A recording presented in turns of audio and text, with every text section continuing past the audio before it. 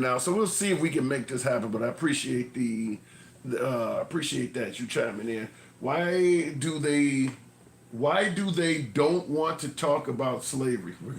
We're gonna certainly address that. We're on TikTok. Okay, TikTok, Instagram, and YouTube.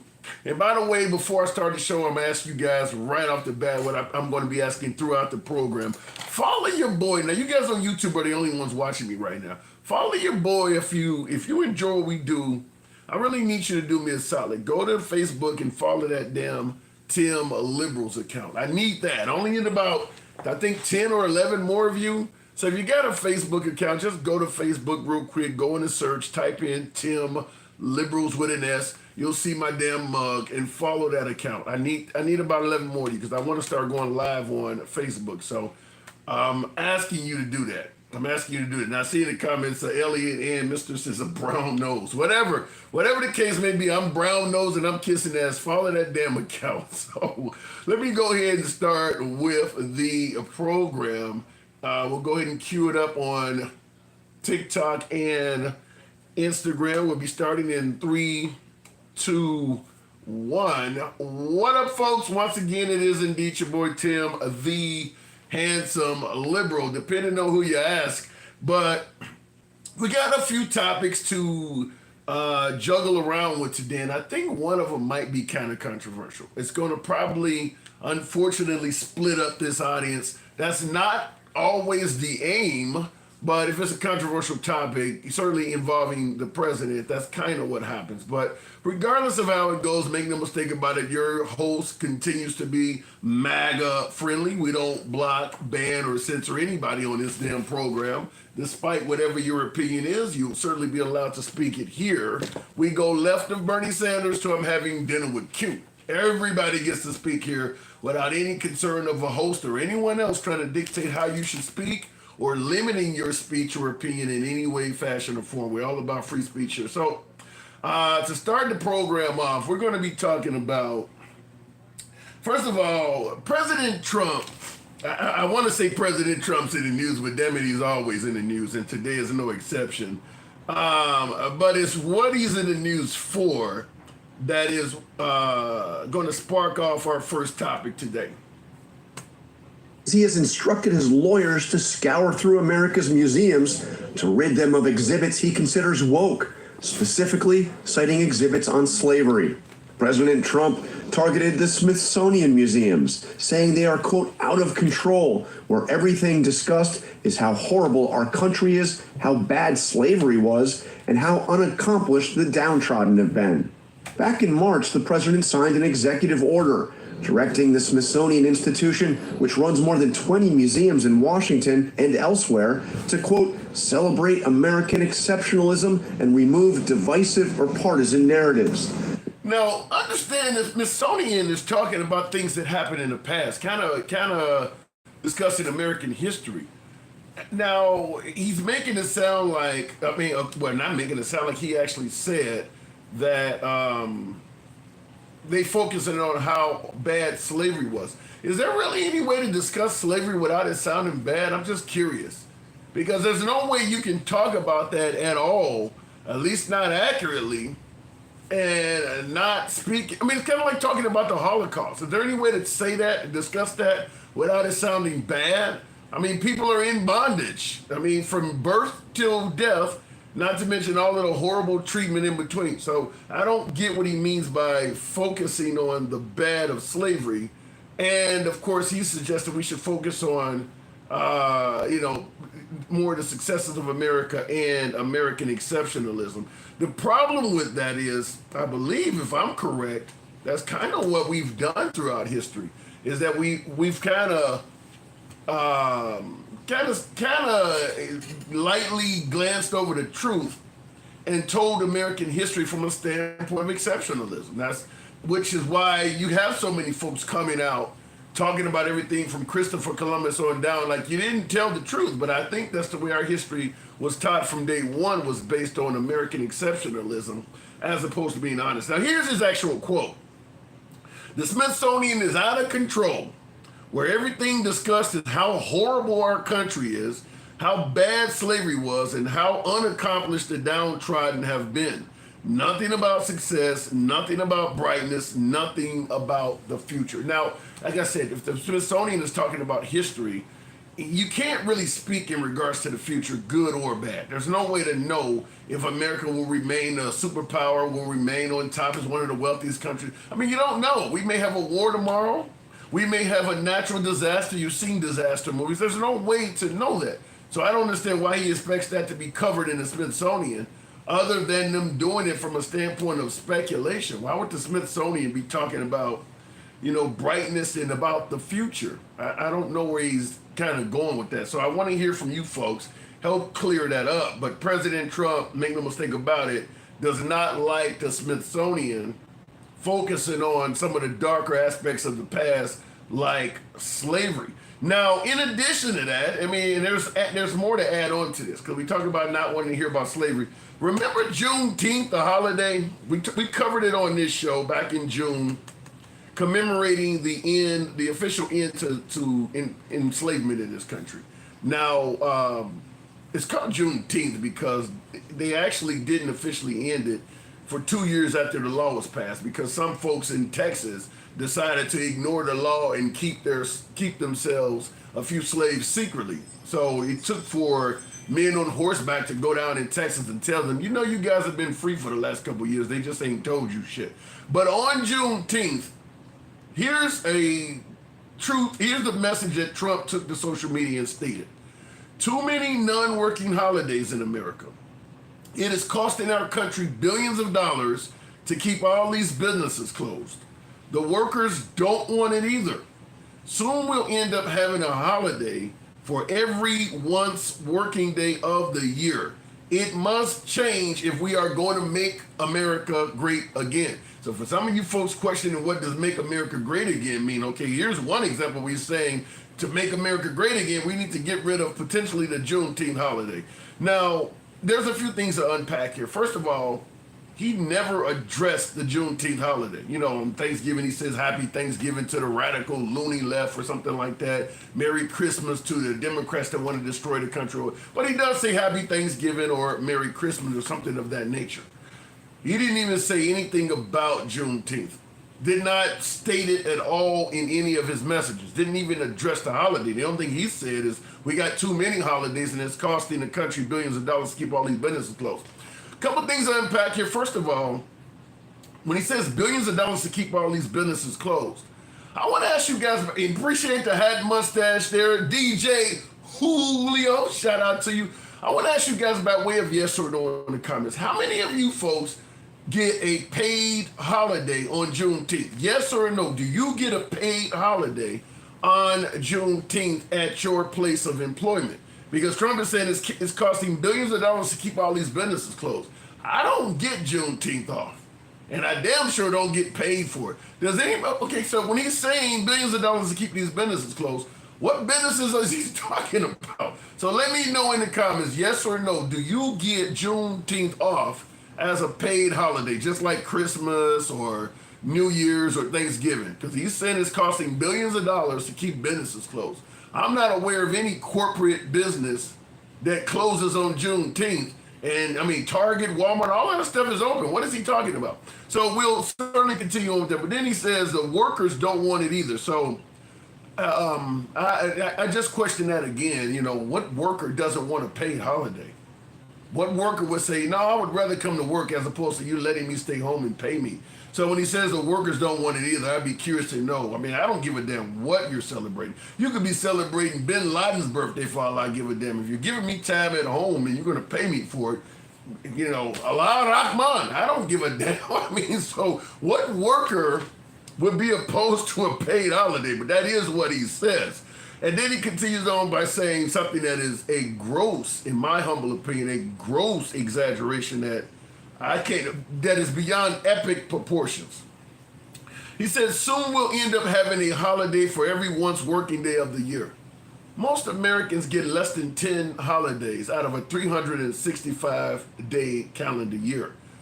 What the hell would make him say soon we'll end up having a holiday for every once working day? That is probably the biggest, grossest exaggeration I've ever heard. Like I said, most Americans out of a 365-day year get less than 10 holidays. He's making it sound like soon you'll be getting hundreds of holidays.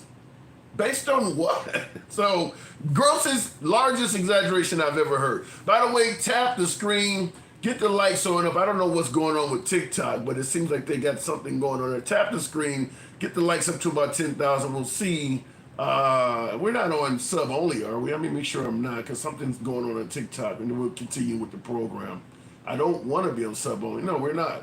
Okay. Yeah, tap the screen. So, but then, of course, he concludes by saying it must change if we're going to make America great. So part of making America great again apparently seems like getting rid of Juneteenth is part of that. So if somebody asks you what does make America great again means, you could probably show them President Trump's Juneteenth tweet. But it continues on with his spokeswoman, what is it, Carolyn Leavitt? Now, Carolyn Leavitt on Juneteenth was asked about Trump's intentions. One more on Juneteenth. Does the president plan to commemorate the holiday today, or make any comment on it? I'm not tracking his signature on a proclamation today. I know this is a federal holiday. I want to thank all of you for showing up to work. We are still here. We're working 24/7 right now. Nikki, go ahead. Mark Juneteenth in any way, either today or with an event later on, maybe next week? Sure. I just answered that question for you. Go ahead.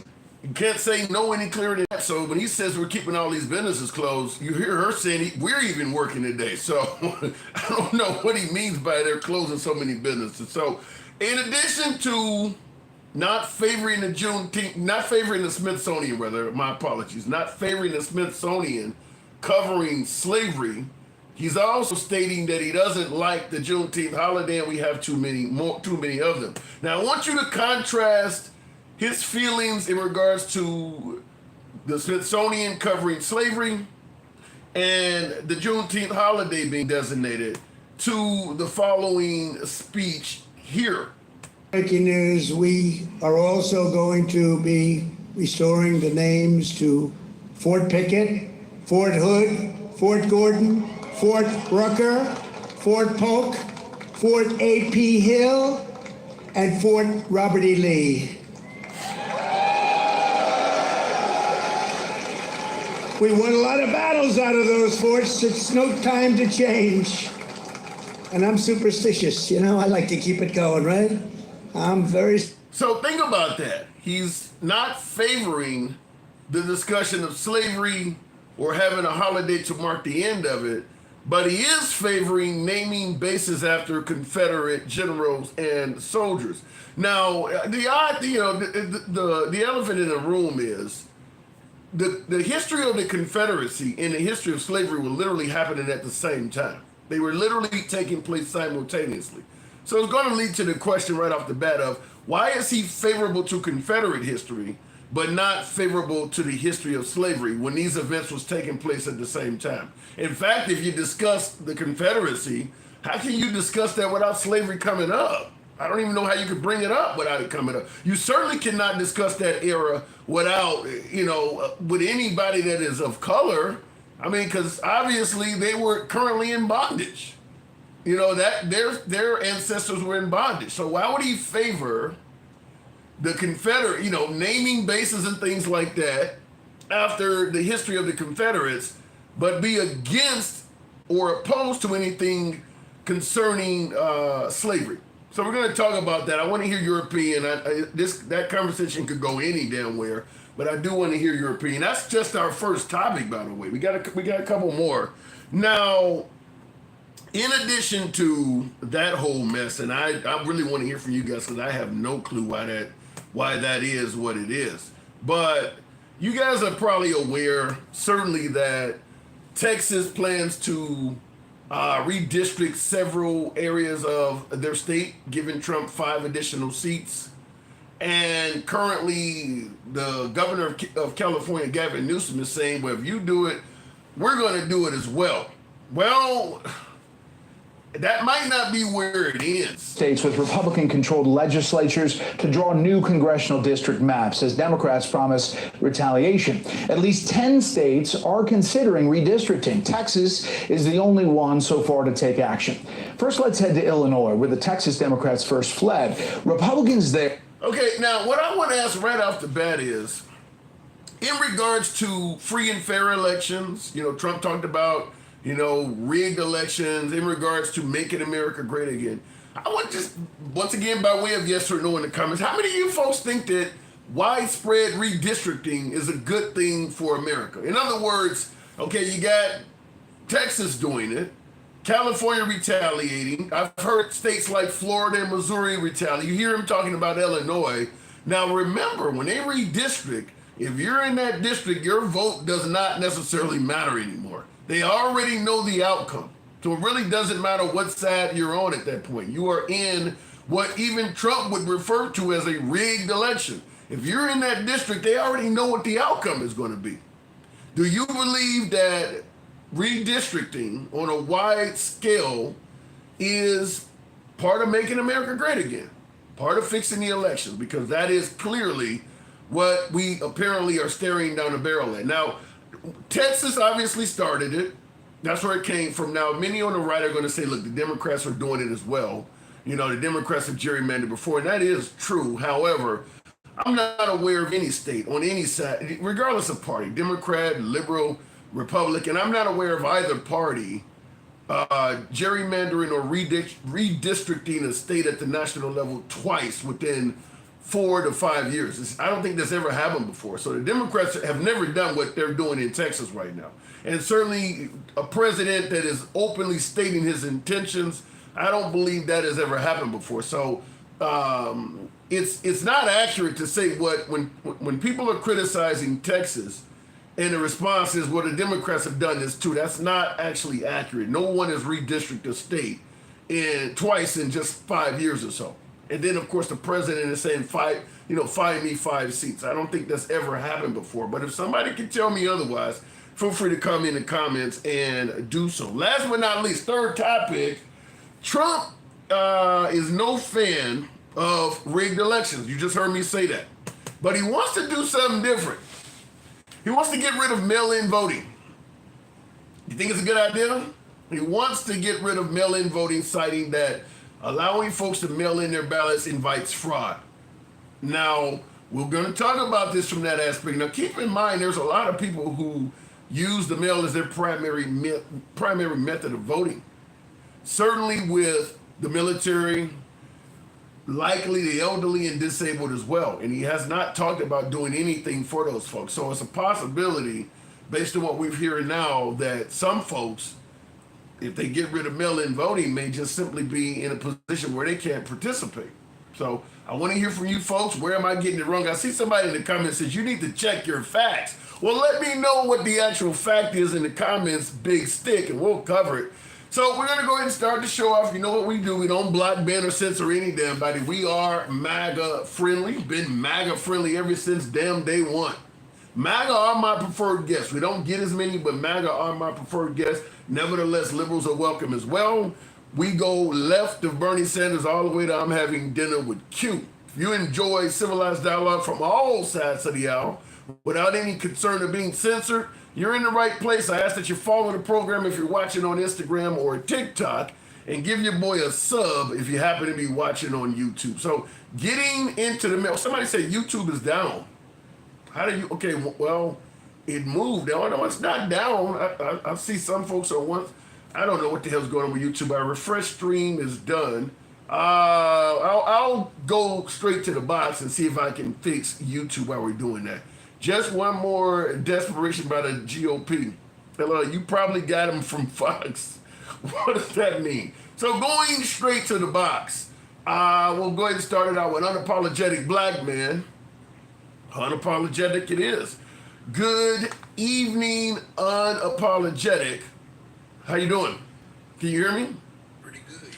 Okay. Can you hear me? Yeah, loud and clear. So what do you think about Trump's stance on mail-in voting? You think that he's reducing fraud, perhaps? Maybe if he would have gave us any evidence of fraud, we could say, yeah, he has a reason for it. But he hasn't given us any evidence of fraud or his election was stolen in 2020. This is just another push from Project 2025. Wow. So you're saying when Trump claims that mail-in invites fraud, it's essentially based on nothing, is what you're saying. I mean, if he would have brought proof, I'm the type that you show me proof, you know, I can't deny it. I will concede to it. But we haven't had any proof, Tim. None. I mean, none. Not one Republican is saying it. And Republicans run their own elections, their own votes, their own polling booths and all that. So if they're not complaining when they win, I don't want to hear the shit when you're losing, because he knows he's going to lose 2026. So he's prepping for it, which the Heritage Foundation, that's one of their tenets. They want to get rid of voting like that and get voting ID. It's really not Trump. It's Project 2025. So you don't think somebody think Trump is running the country at the request of somebody else? Hell no. Hell no. Trump is a prostitute. He prostituted himself out to all these people. What the hell? And now he has to, and you know how they have to pay back. They got to turn into that lot lizard. And if you notice, that's what he's doing. He's running around jumping from trailer to trailer. He's rabbit. I don't know why they freaking on him. You know he got a disease, but go ahead. What you say? What the hell? What do you mean he got a disease? Okay, I don't get what you're saying. And Trump's just jumping in bed with everybody, anybody, for no reason, any reason to hold his position, hoping that he doesn't have to run another election, and this is part of it. Well, folks do need to realize Trump is like almost 80, so when he leaves off in January of 2029, when he leaves office, he'll be like 83 years of age. I mean, because a lot of folks think he's going to try to run again. Do you think he would try to run again at that age?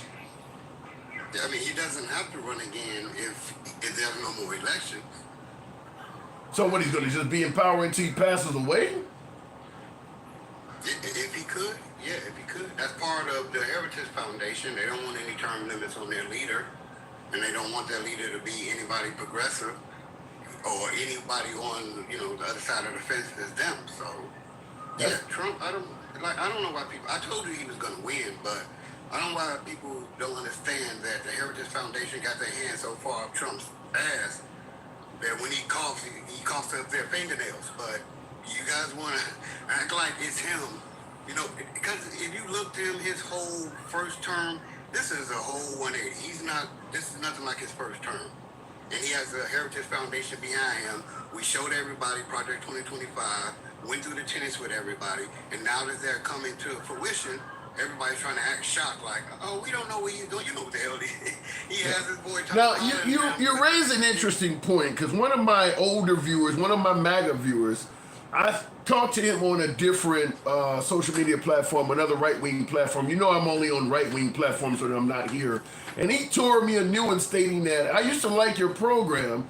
He said, but you've changed and you're hard on Trump and things like that. And I kind of said exactly what you just said. I said, Trump 2.0 is totally different than the first version of Trump. Whereas, if I'm somewhat left of center, I'm not way over wild progressive, but I am left of center. I said Trump was not way over far right, but he was right of center. I said Trump 2.0 is much further to the right.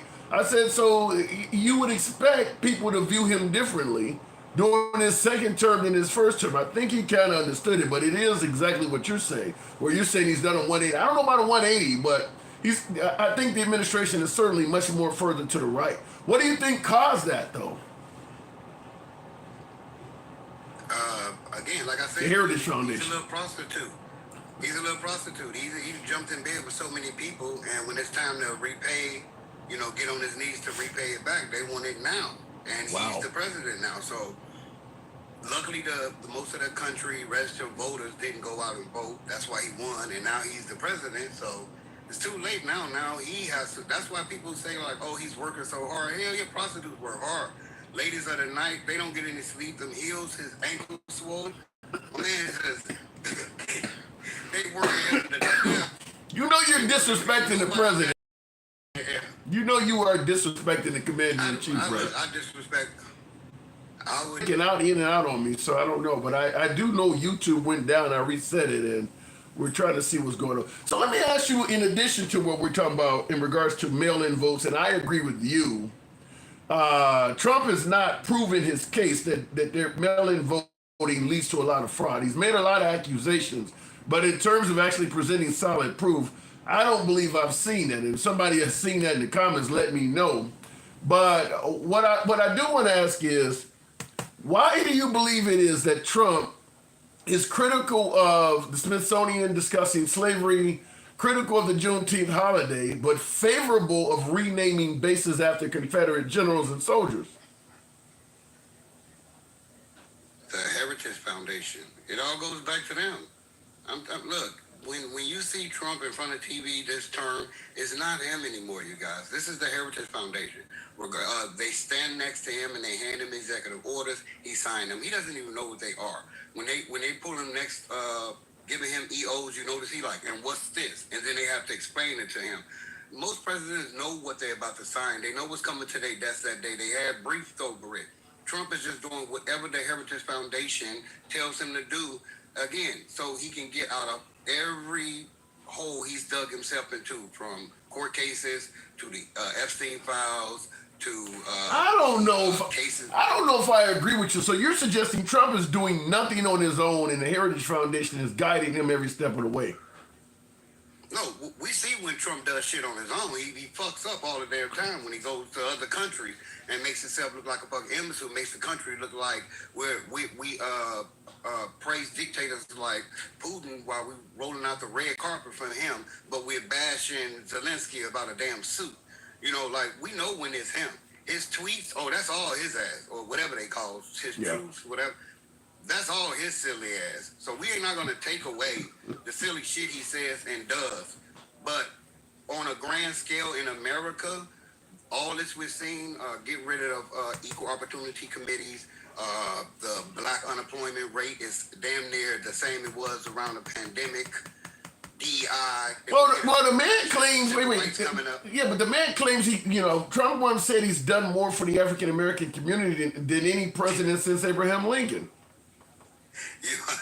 You almost made me fart with that line. I'm just telling you what he said. If Trump, if you think Trump did anything for the black community, then again, you should probably take half of his load, because he's running around dropping trial to these dudes, and y'all not helping him. He's getting packed, his ankles swollen, like I said, and y'all won't even hold his ankles up. Like, at least give a missionary, hold his ankles up. Oh my God. Y'all are not. No, I'm just saying, like, seriously though. But okay, let me ask you this. Community is something that every president done. I don't know why he gets a kudos, a pat on the back for doing what every president have done for HBCUs. Do you not give him credit for potentially ending wars? He's claiming to have ended 7 or 8 wars. You can't say you ended a war and then later on that night people are complaining about strikes. Every single country from, I don't give a shit, Kazakhstan, Azerbaijan, whatever them damn countries over there he keep on lying about. We know he didn't do anything about Congo. We know that every conflict is still going on today. So Trump, again, I don't understand how people are actually believing the steam that's coming out his ears. But if you want to jump on that train, like, go the fuck ahead, because I don't have time to be trying to educate silly ass people that's going to vote for the next person that's going to inherit the Heritage Foundation. That's all Republicans have now. They don't have any policies. They only got the Heritage Foundation to fall back on. Well, some people think the man is doing a good job. I mean, there are people who even think the economy is good right now. Again, just smoke up. Look, MAGA, they like diarrhea. The shit just don't stop. You hear me? It just don't stop. Because, Tim, nothing has changed about our economy in the last 7 months. Okay, now if it did, I would be man enough to say, like, hell yeah, gas is cheaper, or the property values have went down, so now I can charge my tenants less, or the price of steel has went down, so now my tow trucks, I can get my tow truck drive more. Everything is either increased and or is the same.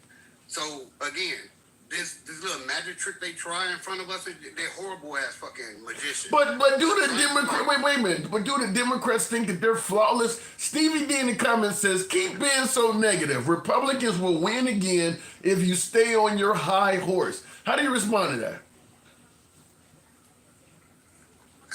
We supposed to be on the high horse. That's what y'all tell us. Pull ourselves up by the bootstraps, right? And then when we do pull ourselves up by the bootstraps, you motherfuckers tell us that now get on the high horse too. Then we get on the high horse, motherfuckers gonna tell me, get your ass on the taller building. No, you're droning us out. You can't drone your society out. You should. Every country, if you notice, to me, the most happiest people are the most healthiest, most productive countries. Yeah. I don't see why now in America we sit here and we punch to the side instead of still trying not to get these corporations to pay us livable wages, pharmaceutical companies to lower their prices, corporate greed to be regulated, but instead we rather put on steel-toe boots and work 80 hours a week. We just silly ass drones. That's all. Damn.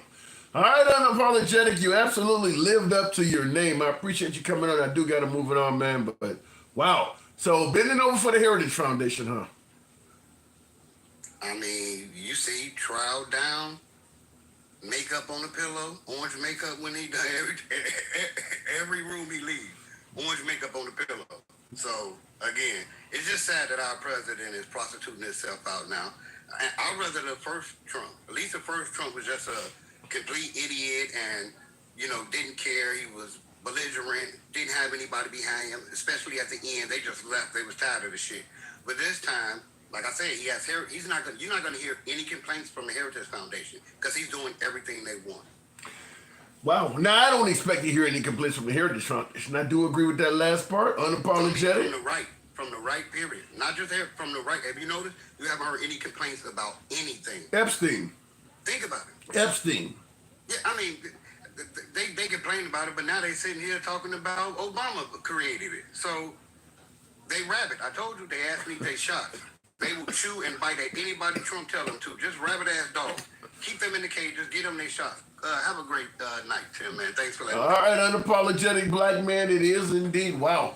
Drives a hard bargain. Getting what I voted for, says Captain Chronic 420. That's a common slogan that, despite how critical folks get of President Trump, generally when you see videos on people criticizing Trump, the comment section features a lot of MAGA saying, this is what we voted for. We're happy. I still stand by the notion that most MAGA are happy with Trump. They're quite happy with him. And even in regards to Epstein, I personally, this is where maybe some people disagree with me, but I don't think Epstein matters. I really don't. I believe that as long as Trump is doing the overwhelming majority of what people agree with, as long as he's doing enough of what they agree with, they're not going to slam him for Epstein. I think the sentiment would be something like, 90% of what he's done is really good for this country. I'm not gonna slam him for the other 10. So if they don't get Epstein, I think that will be the mindset is,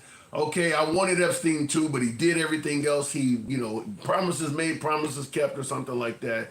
And I'll give him a pass on it. That's the way, and that's kind of why I believe Trump is kind of slamming us with so many things that he's doing, is because MAGA favors all of this stuff. Anyhow, I do want to continue on. Just real quick, what me and my last guest was discussing, because it goes in line with today's topic. Trump did state this. Black journalists calling them a loser, saying the questions that they ask are, quote, stupid and racist. You've had dinner with a white supremacist at your Mar-a-Lago resort. So my question, sir, now that you are asking black supporters to vote for you, why should black voters trust you after you have used language like that? Well, first of all, I don't think I've ever been asked a question in such a horrible manner. The first question. You don't even say, hello, how are you? I have been the best president for the black population since Abraham Lincoln. That's my answer. Better than President John. Best president for the black population since Abraham Lincoln. And you notice he says that with conviction. He's confident. Best president for the black population since Abraham Lincoln. We'll continue on with the show. Tap the screen, get the lights on up to 40,000. We can make that happen if you let your thumbs not be lazy. Now play Biden saying you're not black. We played that clip a bunch, but I don't know what relevance it is to play Biden at this point.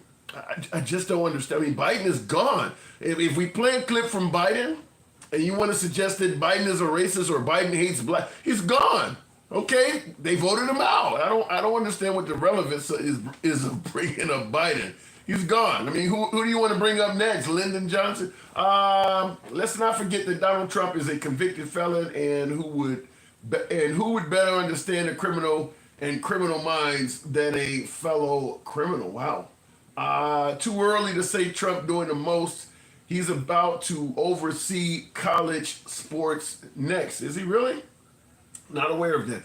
So what we're talking about certainly is, biggest topic is Trump has been critical of the Smithsonian focusing on slavery, critical of the Juneteenth holiday, yet favorable to renaming bases after Confederate generals and soldiers. And I'm asking the question, why does it appear as if Trump is favorable to Confederates and critical to the history of slavery when you take into consideration that both events were happening simultaneously? Why is that? Why is that? Going back to the box, Jesus anointed GC and himself. I don't know what that means. Shame on you, grow with EBT card section 8.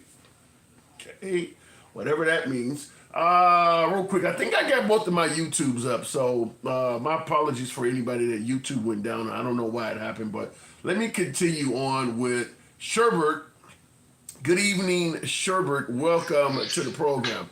So, I take it you've been listening in. Why do you think he's critical of, the Smithsonian discussing or focusing on slavery? He's critical of the Juneteenth holiday. You got a lot of noise in the background there, Sherbert.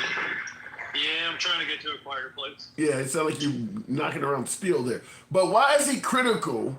Apparently critical of discussion or events on slavery, but favorable to the Confederate movement, history, whatever you want to call it, when they were both happening simultaneously. Can you explain that? I mean, it's pretty clear to me that he wishes he was the antebellum plantain owner. If he was just in a different time, he would have been one of those people running one of those big houses. So you're saying that you feel like if... when he was talking to those reporters, he wants them to be going, yes, Big Daddy. Wow. So you're saying you can see Trump as potentially owning human beings? Oh, 100%. If this was a different time, you couldn't convince me otherwise. But the man just... You heard... real estate mogul just 150 years before, 100%. But you heard the man say he's done more for blacks than anybody since Abraham Lincoln. I've also heard him say literally thousands of lies. So I don't know what your point is on that one. Well, my point is that's what came out of the guy's mouth. So you don't, so you say thousands of lies. So in other words, you're not very trustworthy of Trump. Oh, God, no. And that's what drives me probably the most crazy is when you listen to his supporters, they don't have any actual logical arguments. It's just Trump good. And then they say, oh, all you think is Trump bad. Yeah, because all you have is Trump good. You have no reasonable arguments when it comes to why we should treat people well or give them health insurance or housing or not militarize the streets of Washington, D.C. So if they're saying they just want to save lives in Ukraine and not actually offer any of aggression towards Putin, well, then you're not saving any lives. Get fucked. So what are you saying are you saying that MAGA views Trump as orange man good? Yeah, 100%. And when you listen to them, debate back, they never have anything. And my God, you're getting attacked like crazy on YouTube, my God. Somebody says I can hear the gay in his voice. The dude on the phone is dumb as a bag of rocks. They don't seem to like you for some reason.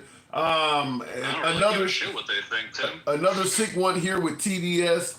Listen, I'm just the derangement syndrome goes the other way. I look at what he said and the quality of the person, and if you can't look past all of his horrible, horrible things he said and done, then you have TDS, not me. Jesus, these fucking idiots. I gotta present it. So let me ask you also, in addition to this, and so you see Trump as having dreams of being a slave owner if he came up in that era. But I also want to ask you, now when it comes to what Gavin Newsom is talking about doing in retaliation to Greg Abbott in Texas, it's starting to look like several states may start gerrymandering their votes and things like that. Now, Trump has made it clear he's a big opponent. He's against not gerrymandering, but rigged elections. He came down the escalator in 2015.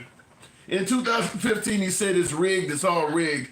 He's against rigging elections. How do you view this now that it's starting to look like we may have several states gerrymandering our elections simultaneously? I mean, we have to push back against the literal extremists that are in control of the country at the moment. But when he's talking with Zelensky and saying, well, maybe in 3.5 years we'll have a war and then we won't have any elections. He did say even that. Though our constitution is different than the Ukrainian constitution.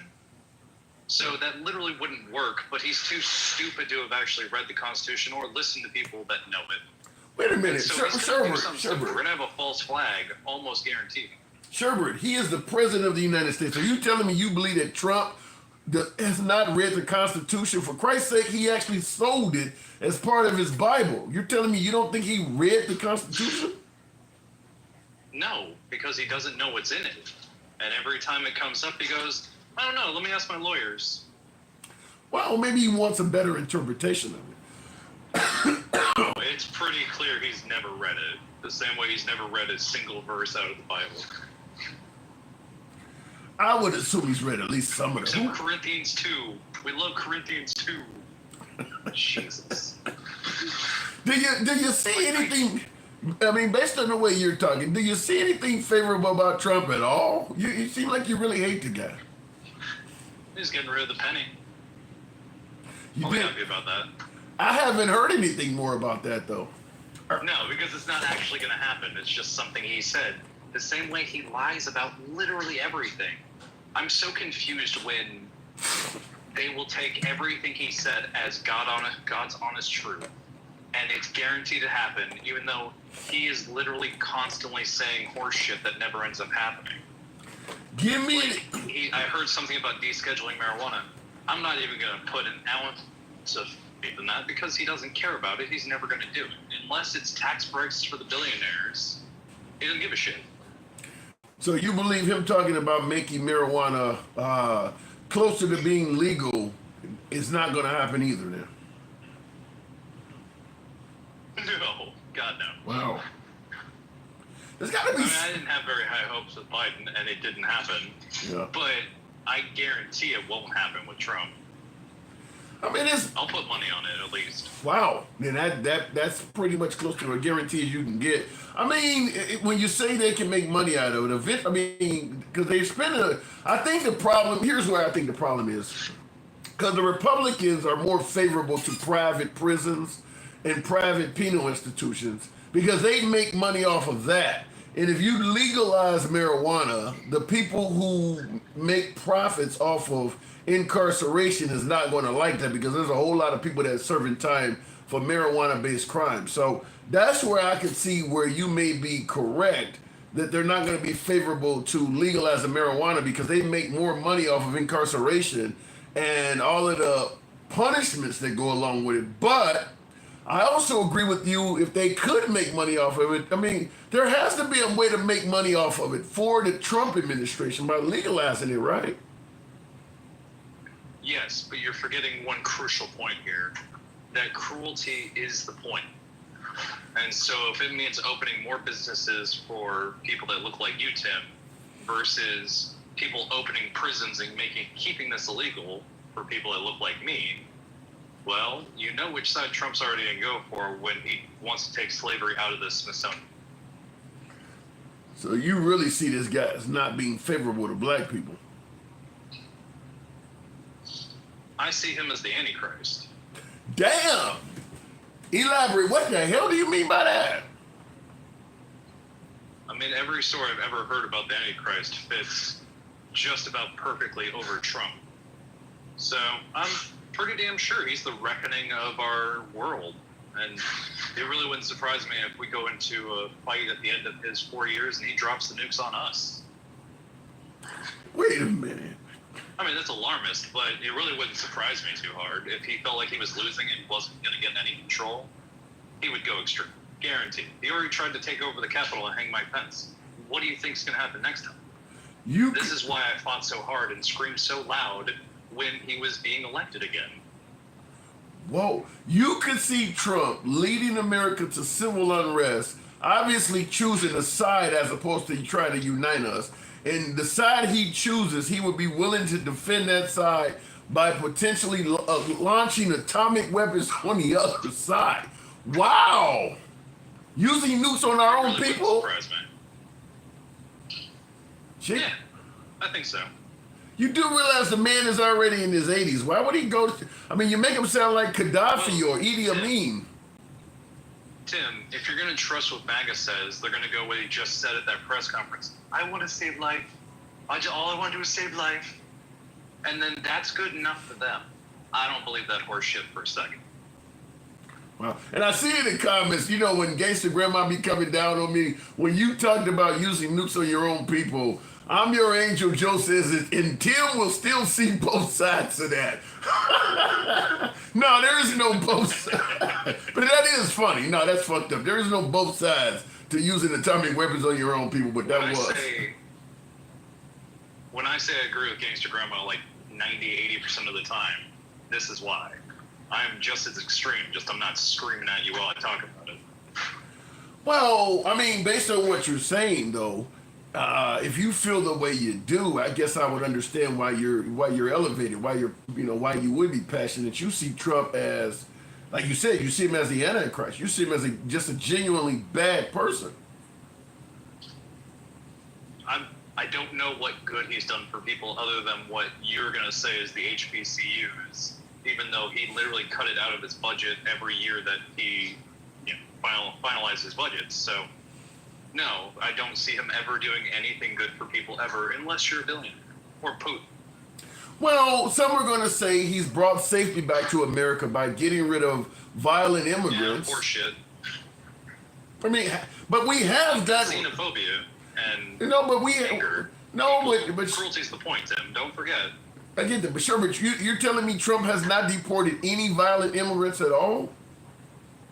Yeah, I'm sure a couple the first 2 weeks, and then he ran out of them, and has been going after the Abuelitas and the people at Home Depot. I don't know if I agree with that. Didn't they just have an illegal immigrant that was driving a truck? I believe was it in California? So just ran over a few people the other day. So he's still here, and he's not here legally. Florida. Okay, Florida. Okay, so there clearly is still bad hombres in the country. Yeah, but car accidents are always going to happen, and when you use that to justify racial profiling, it's not really helping anybody. Sherbert, he has a CDO and he can't speak English, can't even read the road signs.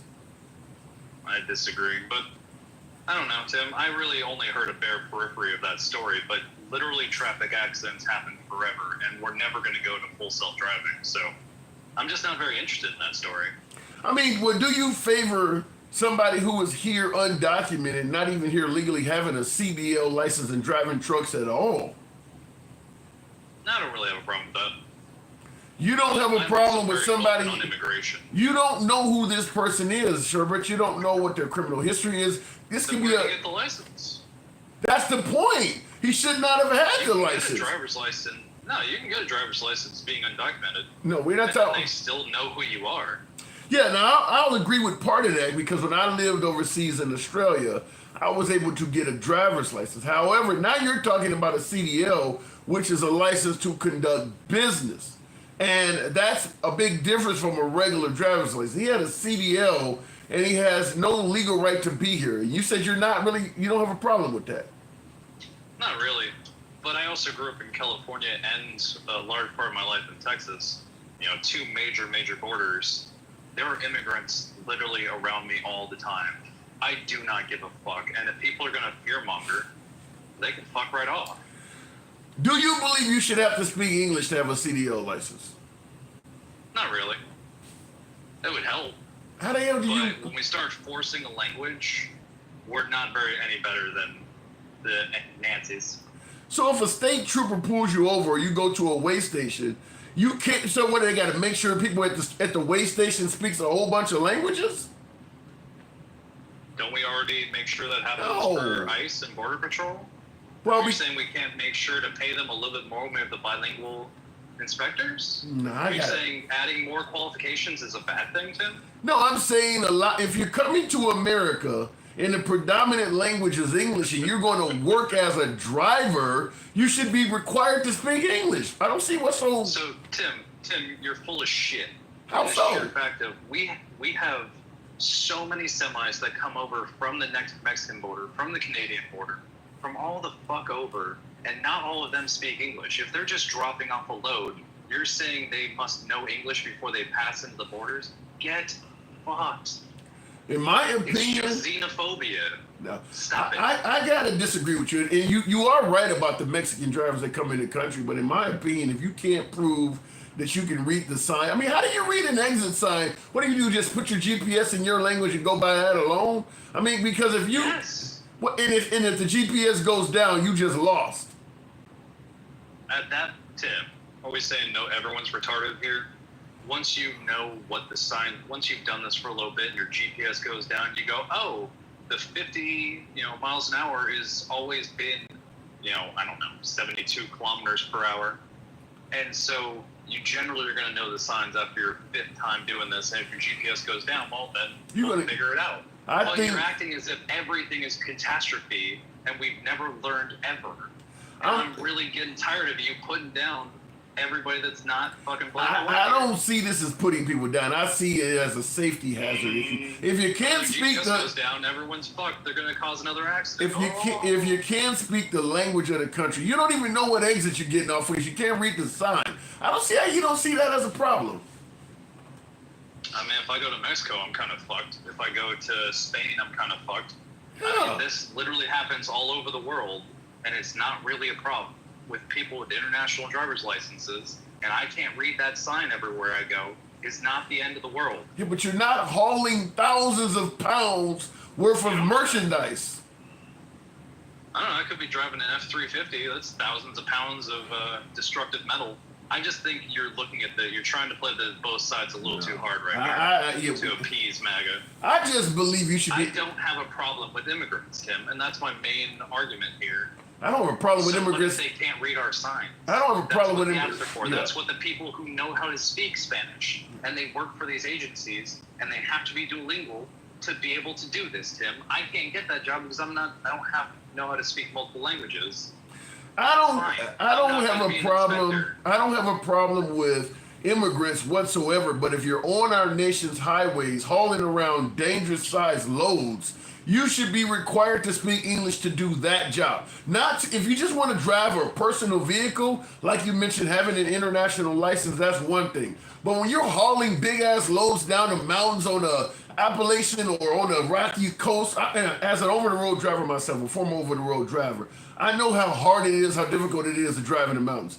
If you don't have the ability to simply speak English, I don't know if I favor that. Not as a truck driver. Your own personal car, that's one thing, but a truck driver with dangerous loads, dangerous weight behind you, I don't know if I favor that, Sherbert. I don't know, Tim. It just runs that line of xenophobia so hard that I'm questioning just letting you get away with it and saying all this shit. And generally I'm even-keeled, but people get so upset about immigrants that it drives me crazy as someone who's lived near and around immigrants literally my entire life. And so when people from Michigan start talking horse shit, I start getting mad. So you believe requiring immigrants that want to drive trucks, I'm not talking about personal vehicles, immigrants that want to drive trucks, you believe requiring them to speak English is a form of xenophobia? A little bit, yeah. America, land of the free, not land of the only speak fucking English. I didn't say you couldn't come here. I mean, just like to fly a plane, English is the language they speak. You don't get on the plane and say, I'm going to speak whatever I want as a pilot. You need to know how to speak English to fly a plane. That's what you communicate in. That's all I'm I'm saying. I'm not saying you can't come here. It's just certain jobs you gotta. I mean, can you join the U.S. military without being able to speak any English at all? I don't think they would let you in there. So it ain't. I think you can. You can join the U.S. military without being able to speak any lick of English. To be fair, I have no idea. I've Okay. never joined the military. Yeah. So I couldn't tell you for certain, but there's got to be people that didn't speak enough English and they still let them in because they want the part of someone, not necessarily the exact culture of someone. Well, just to correct even myself, I do see folks in the comments that are saying, yeah, you can do that. So I'll leave it at that. But I will just follow before I move it on from you. There's a host of jobs in this country that the employer would not hire you if you can't speak English.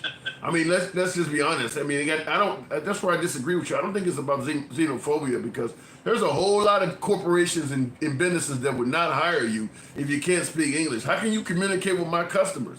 A lot of American businesses would not hire. And I'm talking about even if you were born and raised in America, 100% U.S. citizen, but even if you walked in McDonald's and you're in a neighborhood that everybody speaks English and you come in there where I only speak German, they're not going to hire you.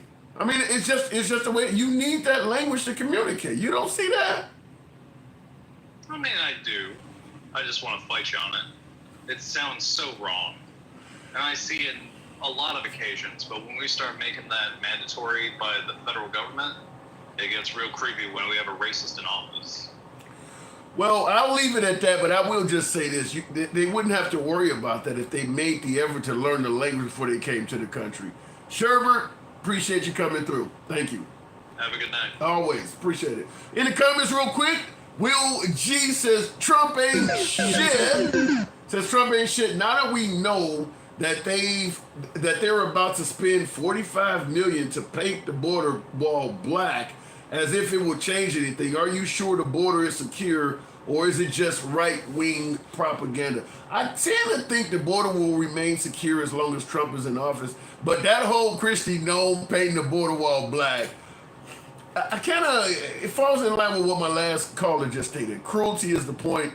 I mean, you're literally indicating I want the wall to burn their hands and shit like that. I mean, now I know my beloved MAGA is going to champion and applaud making the wall hot as you can. I mean, but I do believe, I've said before in the program many times, and thank you, Will G, for the support. Appreciate that. I do believe that among the ranks of MAGA, it probably wouldn't be hard to get a host of them to favor executing people that enter the country illegally. I mean, for the most part, if you enter America illegally, MAGA wants the worst for you, up to and including death. Anyway, looking in the comments, also gloves will fix that. So you put on some, gloves that can handle heat, and you climb. I mean, look, I do agree with you. If you want to get over, you're going to find a way to get over. Or through or whatever, but as long as he has, get my English correct, as long as he has as many military personnel on the border as he has right now, it's going to be real hard to get across. It's not perfect, but there is no way in hell, and I've had a bunch of my guests counter me on this, but I don't believe there's any way in hell that the border is as easy to come across under Trump as it was under Biden. I believe it's much harder under President Trump. Pazazu, I think that says, good evening, welcome to the program. Saying Trump is not racist is like saying the KKK accepts black people into the club. Damn, that's pretty solid. I want to hear from my guest. So you're saying that Trump, he said, my guest, this viewer says that saying Trump is not racist is like saying the KKK accepts black. Well, wasn't there Clayton Bigsby? What is the name there, Pazazu? Pazuzu, okay. Good evening, welcome to the program. What am I getting wrong here? I'm mostly up here to talk about what your last guest said. Listen, bro, as soon as you start having any kind of opinion that sort of goes against whatever group thought they're having, I swear they want to call you all kinds of racial slurs. I mean, even they said granted you on the borderline of calling you all types of Uncle Toms and coons and stuff. I just can't get with it. But the last guest, you ought to see what. Hold on, when you're talking about gangster grandma, my last call and what they're calling me, you ought to see what they call me from the MAGA side on my YouTube. YouTube call me. I mean, my MAGA audience tear into me as well. I'm a libtard, a socialist, the N-word, you name it. I'm not for any of that. You know what I'm saying?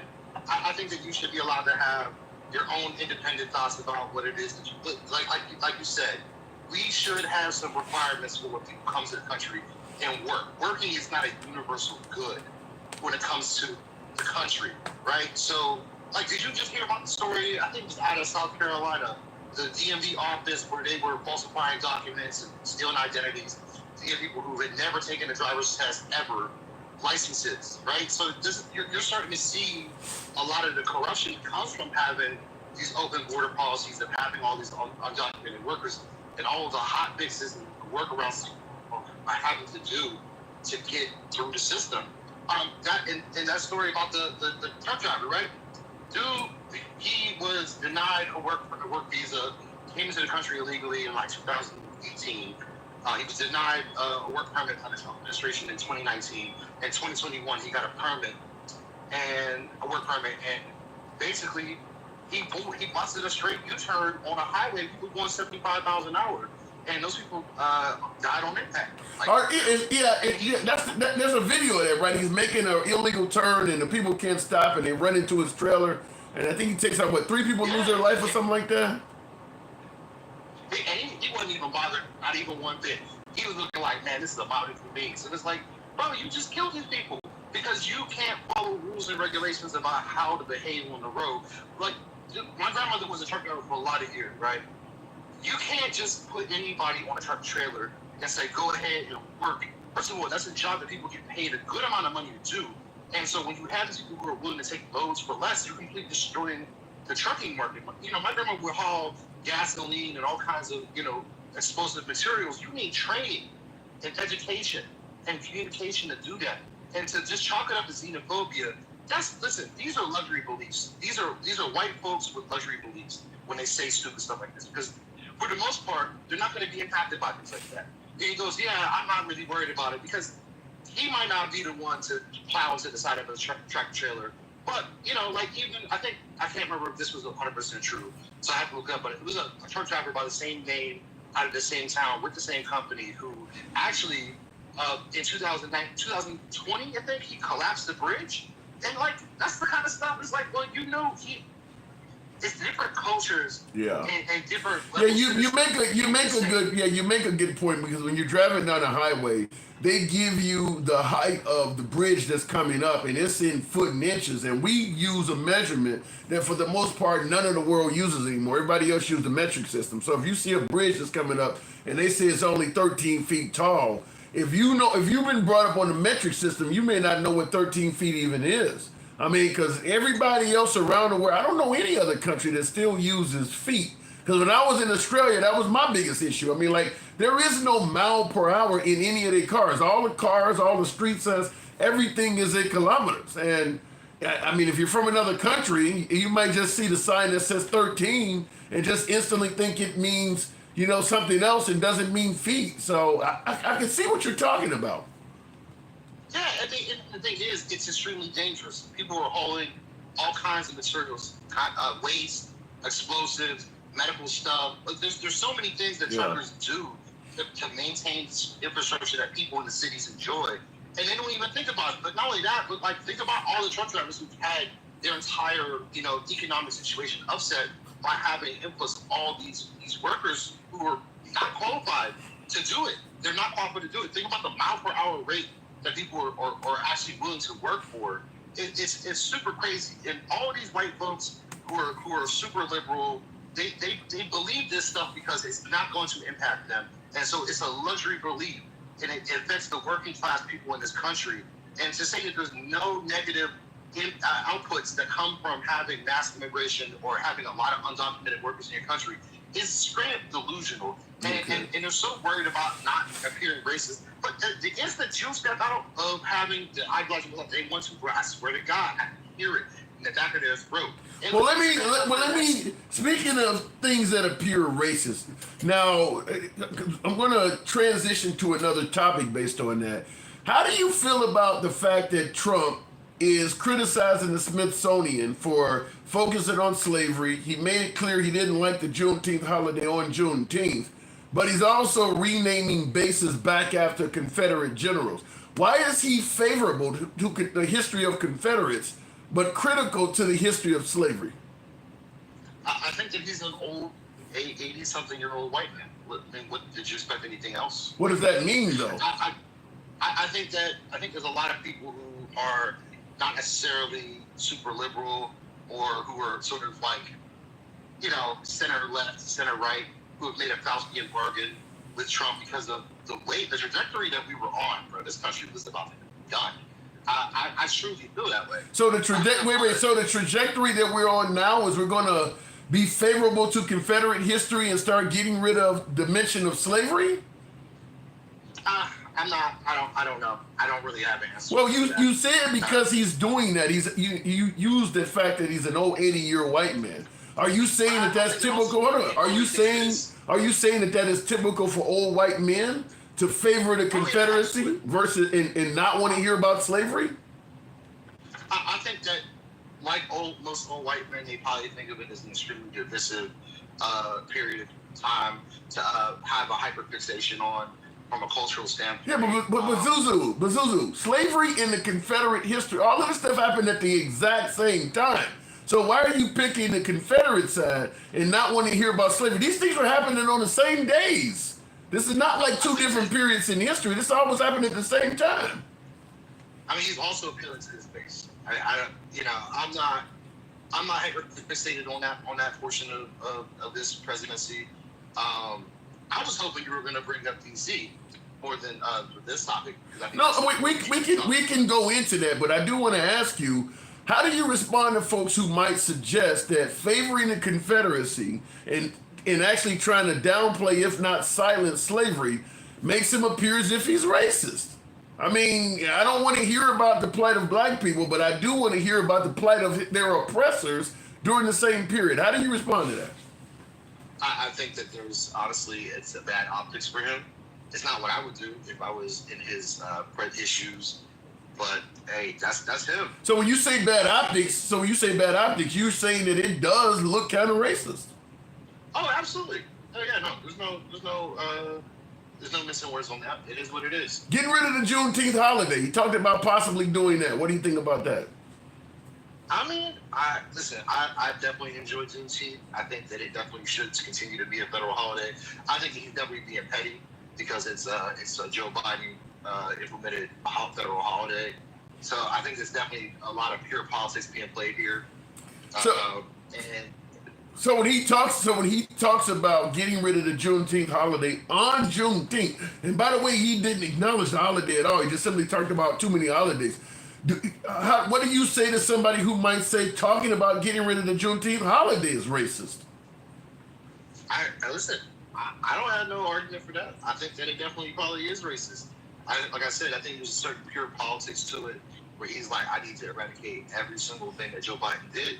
That's the game that's been played between the two parties for the last 12 years. Now, did you vote for Trump or Biden or Kamala? Who did you vote for? I voted for Trump this time. Okay.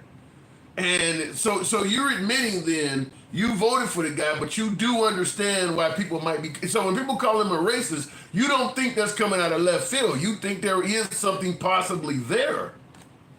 Yeah, absolutely. I mean, he's 82. What did we? I mean, I don't understand.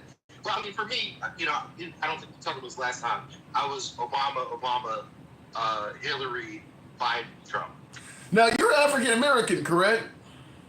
Yeah. So then I'm gonna ask you the obvious question: was Kamala that bad that you're voting for somebody that you're admitting probably doesn't like people like you?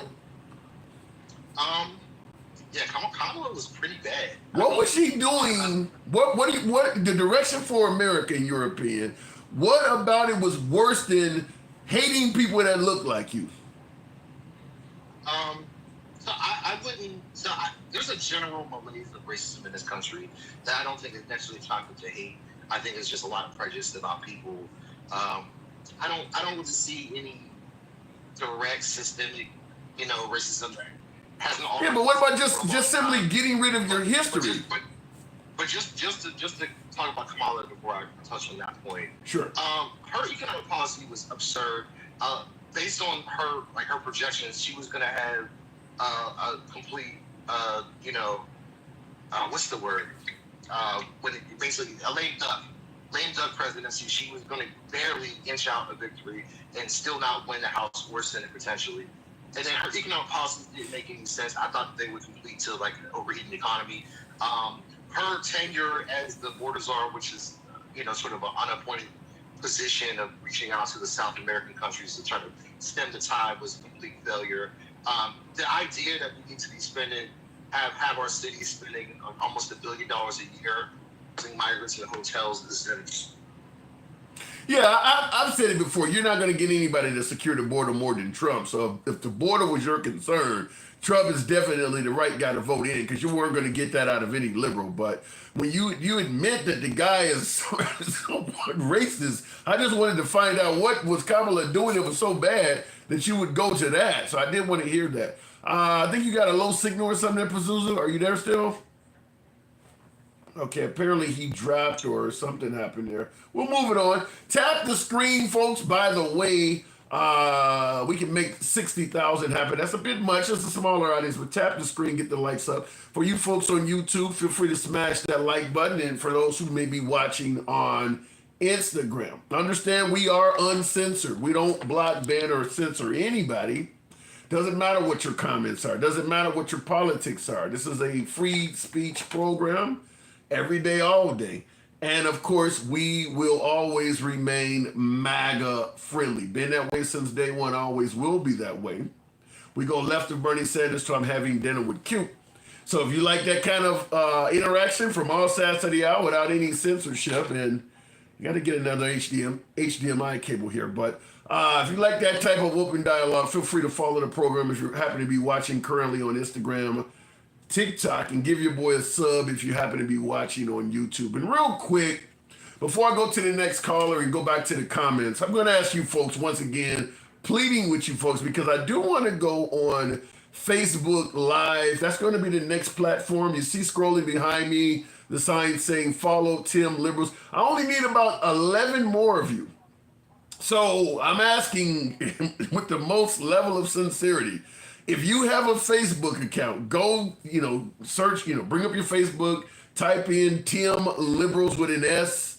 You'll see my mug on there. Make whatever comment you want, but click the follow button. I only need about, less than a dozen of you more. So follow Tim Liberals on Facebook, because that is going to be the next platform we're going to be going live on. It won't cost, all of these platforms will still be here. So if you're used to watching on Instagram, you're used to watching on TikTok or YouTube, will remain there as well. But do your boy a solid, follow Tim Liberal. So looking in the comments though, I got kicked off Facebook. Don't know why that happened. You must have said or did something that was wild. Facebook kicked you off? What can you do to get kicked off on Facebook? You're doing posting something crazy must be to get you kicked off there. Will G says, speaking about Australia, how about China subbing American beef to go for Australian beef? That's going to be happening a lot. I've been, during the day when I'm working my day job, I usually have an earpiece in my ear and I'm listening to all kinds of shit that's going on. There are plenty of areas where Trump's politics are not favorable to a lot of businesses. I'm hearing Target, for instance, their anti-woke approach.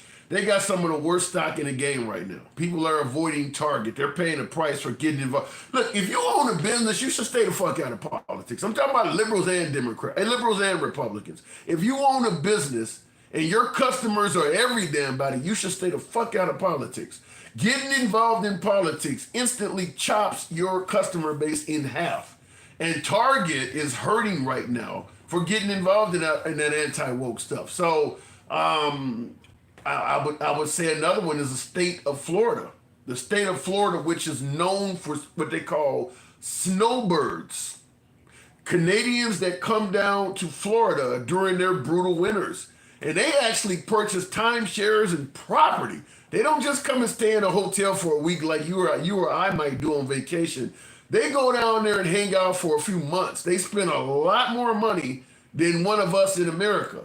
And as a result, with Trump talking about making Canada the 51st state, the Canadians are avoiding. I'm having a bite moment there. The Canadians are avoiding America like the plague. Vegas is crying out.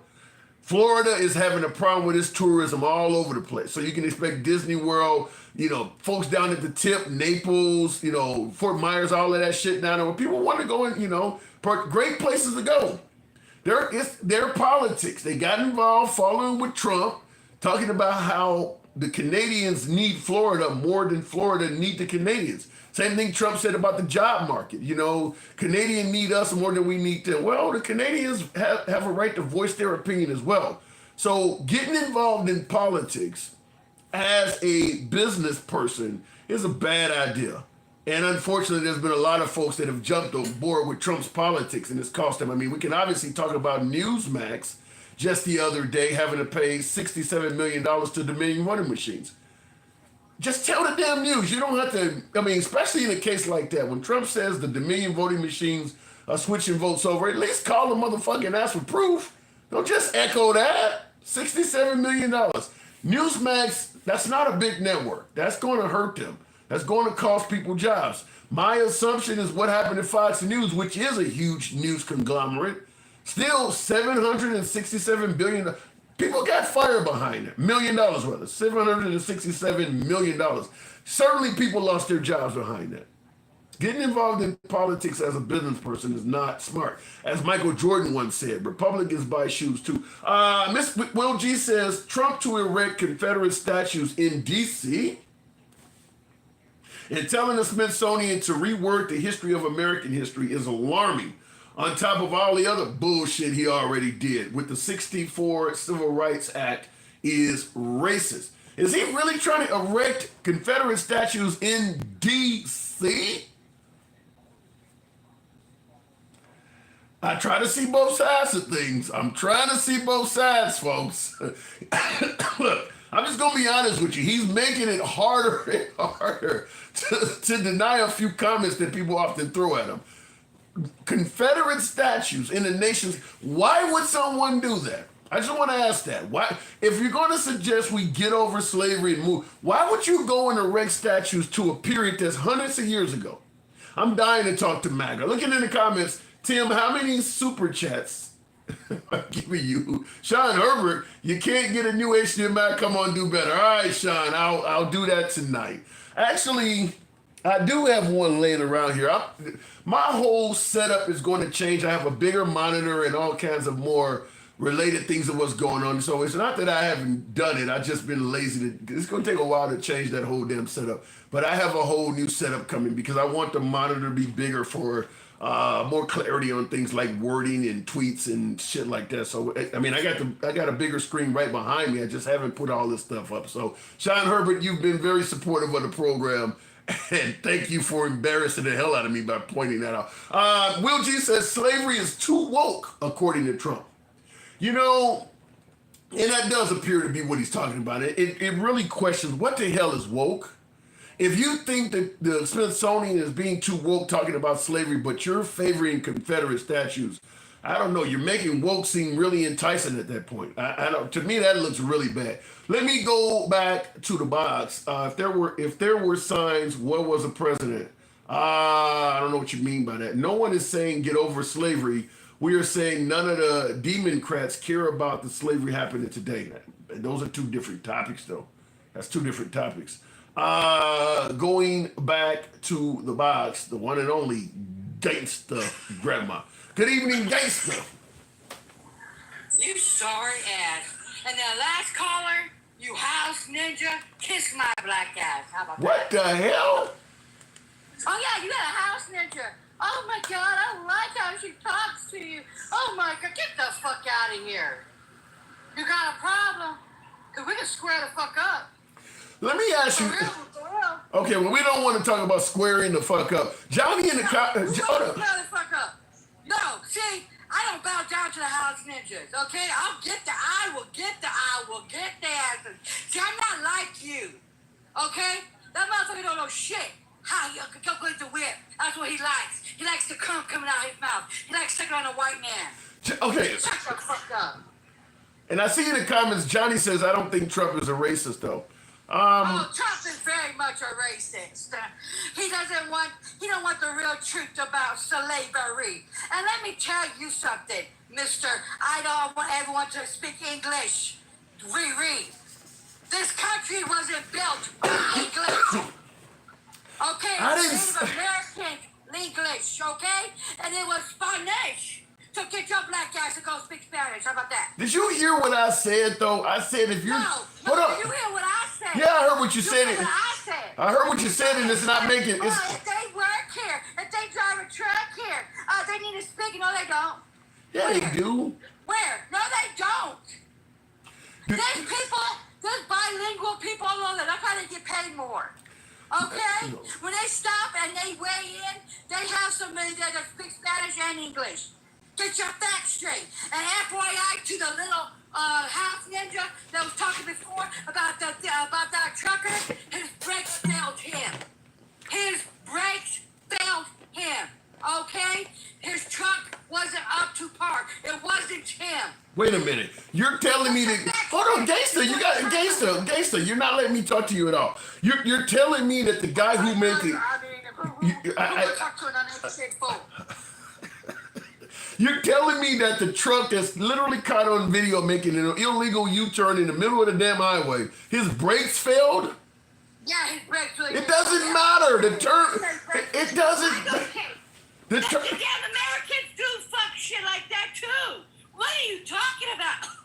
Sorry, I'm huffing and puffing. I got some gas. But the Americans be doing that. They speak fucking English. What the hell are you talking about? He made an illegal U-turn. Doesn't matter if his brakes failed or not. Okay.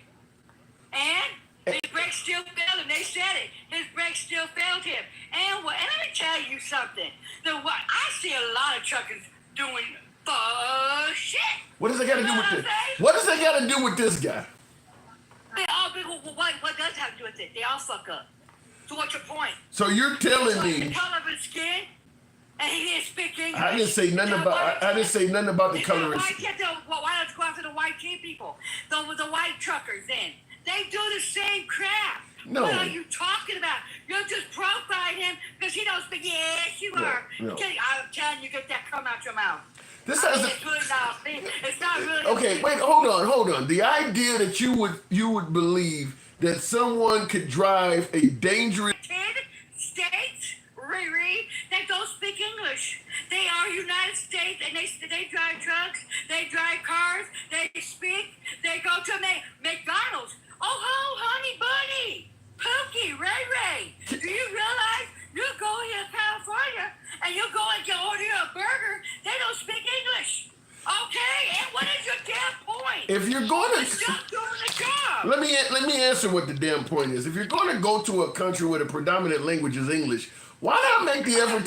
No, the one that made it that way is your racist, bipolar ass, no good for nothing, trailer trash president. He made that. The language it was never official.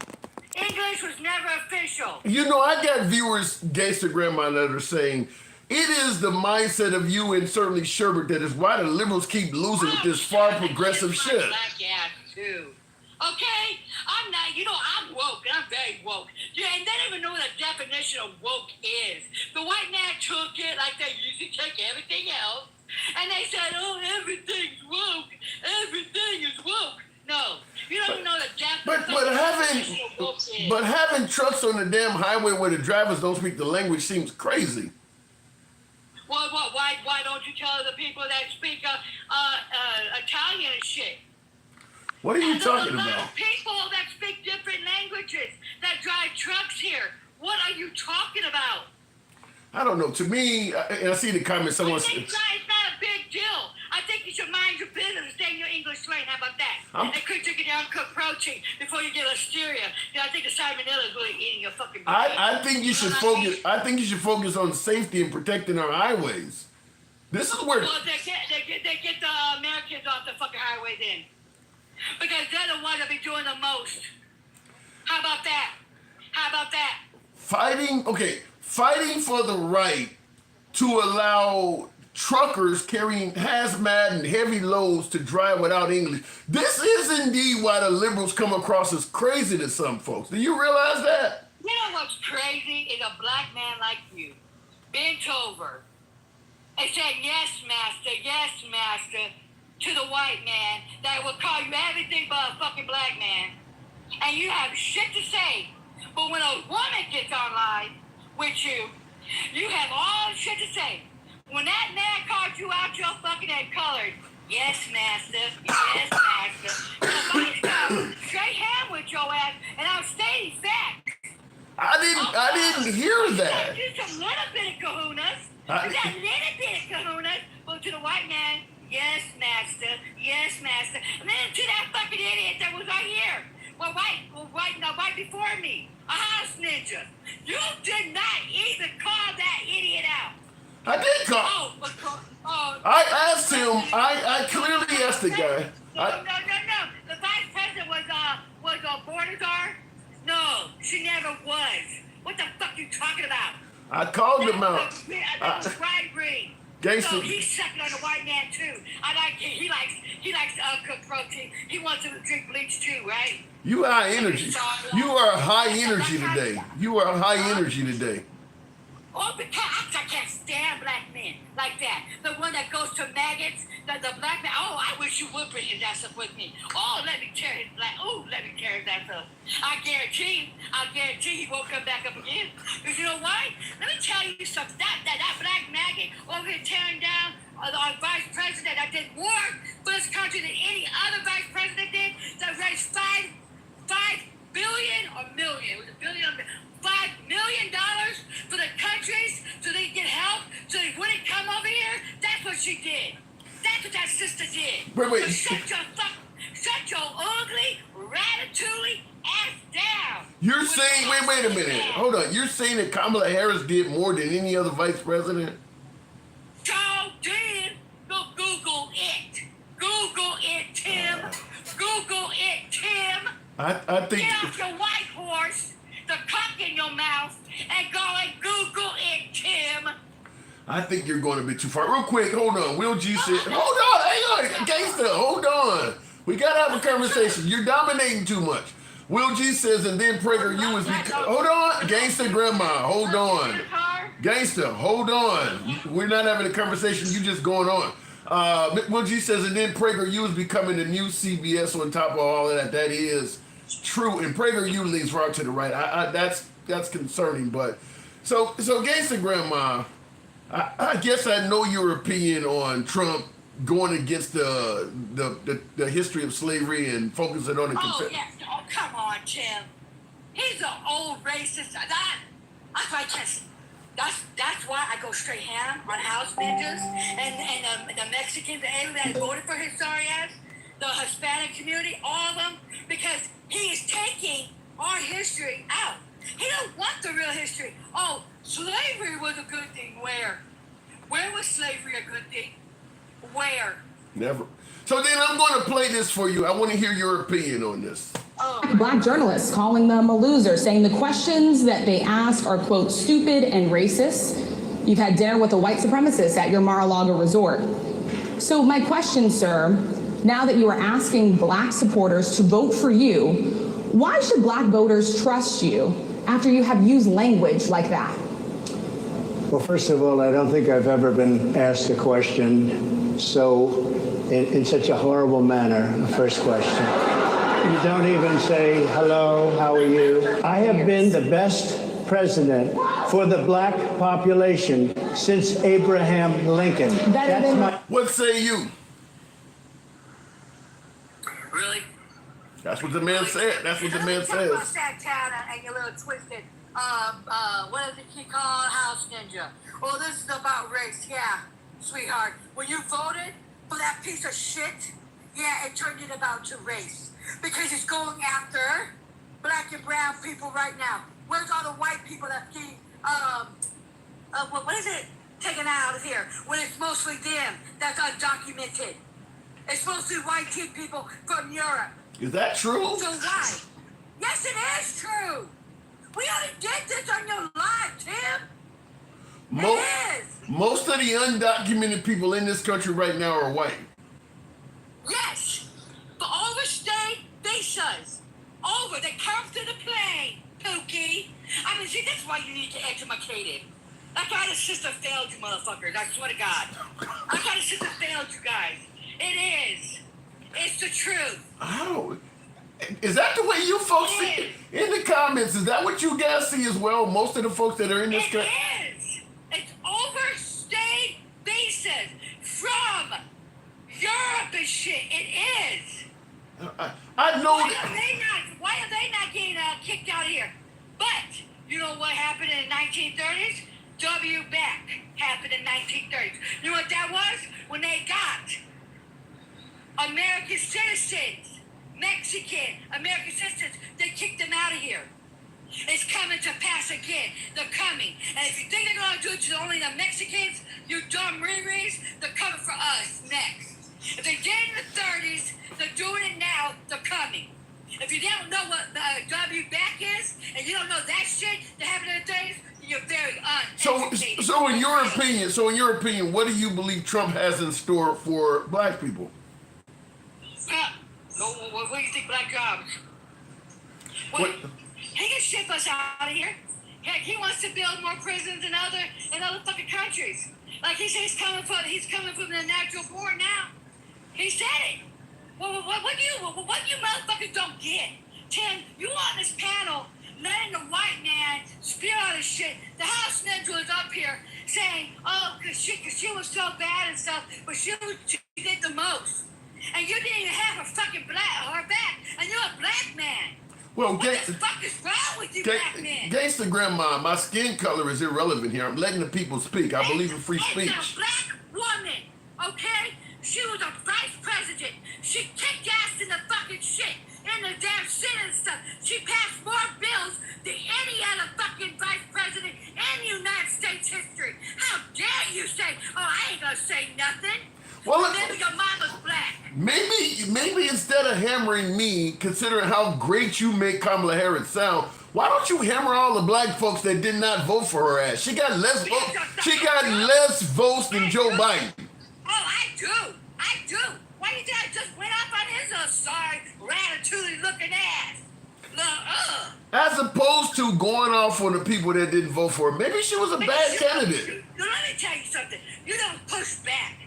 You don't push back, man. People have You're gonna lose voters. People have a right to lose followers. No. People's in my inbox saying that you don't even push back like that, and they're gonna drop your ass. Maybe you need to realize that perhaps Kamala Harris was a bad candidate. It had nothing to do with skin color. Maybe she was a bad candidate. Wow, really? Really, Tim? She got less votes than Biden. She went to other countries and raised over 5 billion or 5 million. She passed Gangster. I don't, it doesn't matter. Gangster. She got less votes than vote for me or you ain't black. They actually voted for the guy who said that more than they voted for her. She's not black. That's how ignorant these black folks are. She's not black. The white people, she's not black.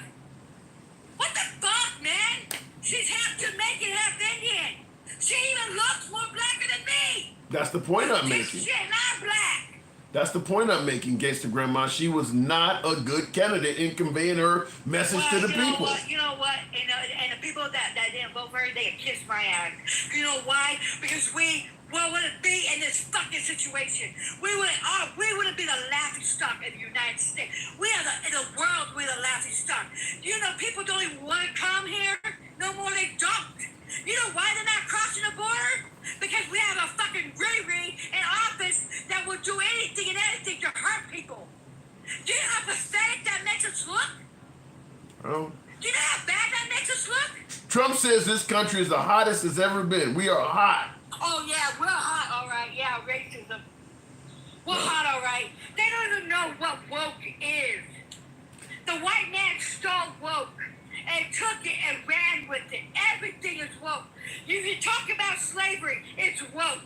You talk about real life history, you're woke. If you're a black man that's making good money, you're woke. If you own your own business being a black woman or a black man, you're woke. Anything that deals with color, you're woke. I'll leave it at that, Gangster. Woke is. I'll leave it at that. I do gotta move it on. You know what, Tim? Let me tell you something, Tim. You are a fucking damn dipshit from fucking hell. You are. You loud motherfuckers come up here and talk shit about black women, and you know she was good. You're just too. I swear you're drinking too much of this protein. Like, yes, master. Next time, you want me to bring a whip? You want me to bring a whip? I don't want you to bring a whip. You like it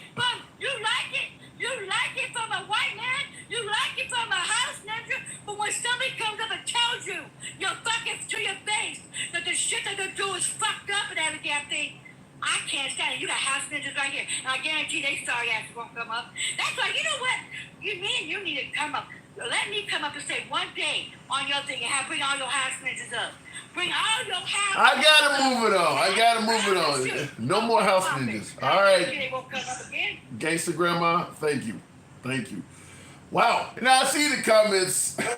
Somebody said disgusting. One of my viewers did not like it. What a dumb comparison, Jason. Thank you. I love your channel. Keep telling the truth. Thank you very much for that accolade. But I don't know if you're talking about me or my previous guest.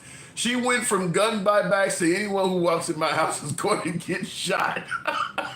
Says she is a snake, and I feel bad for the people who believe in her. Misinformed, ignorant, and noisy.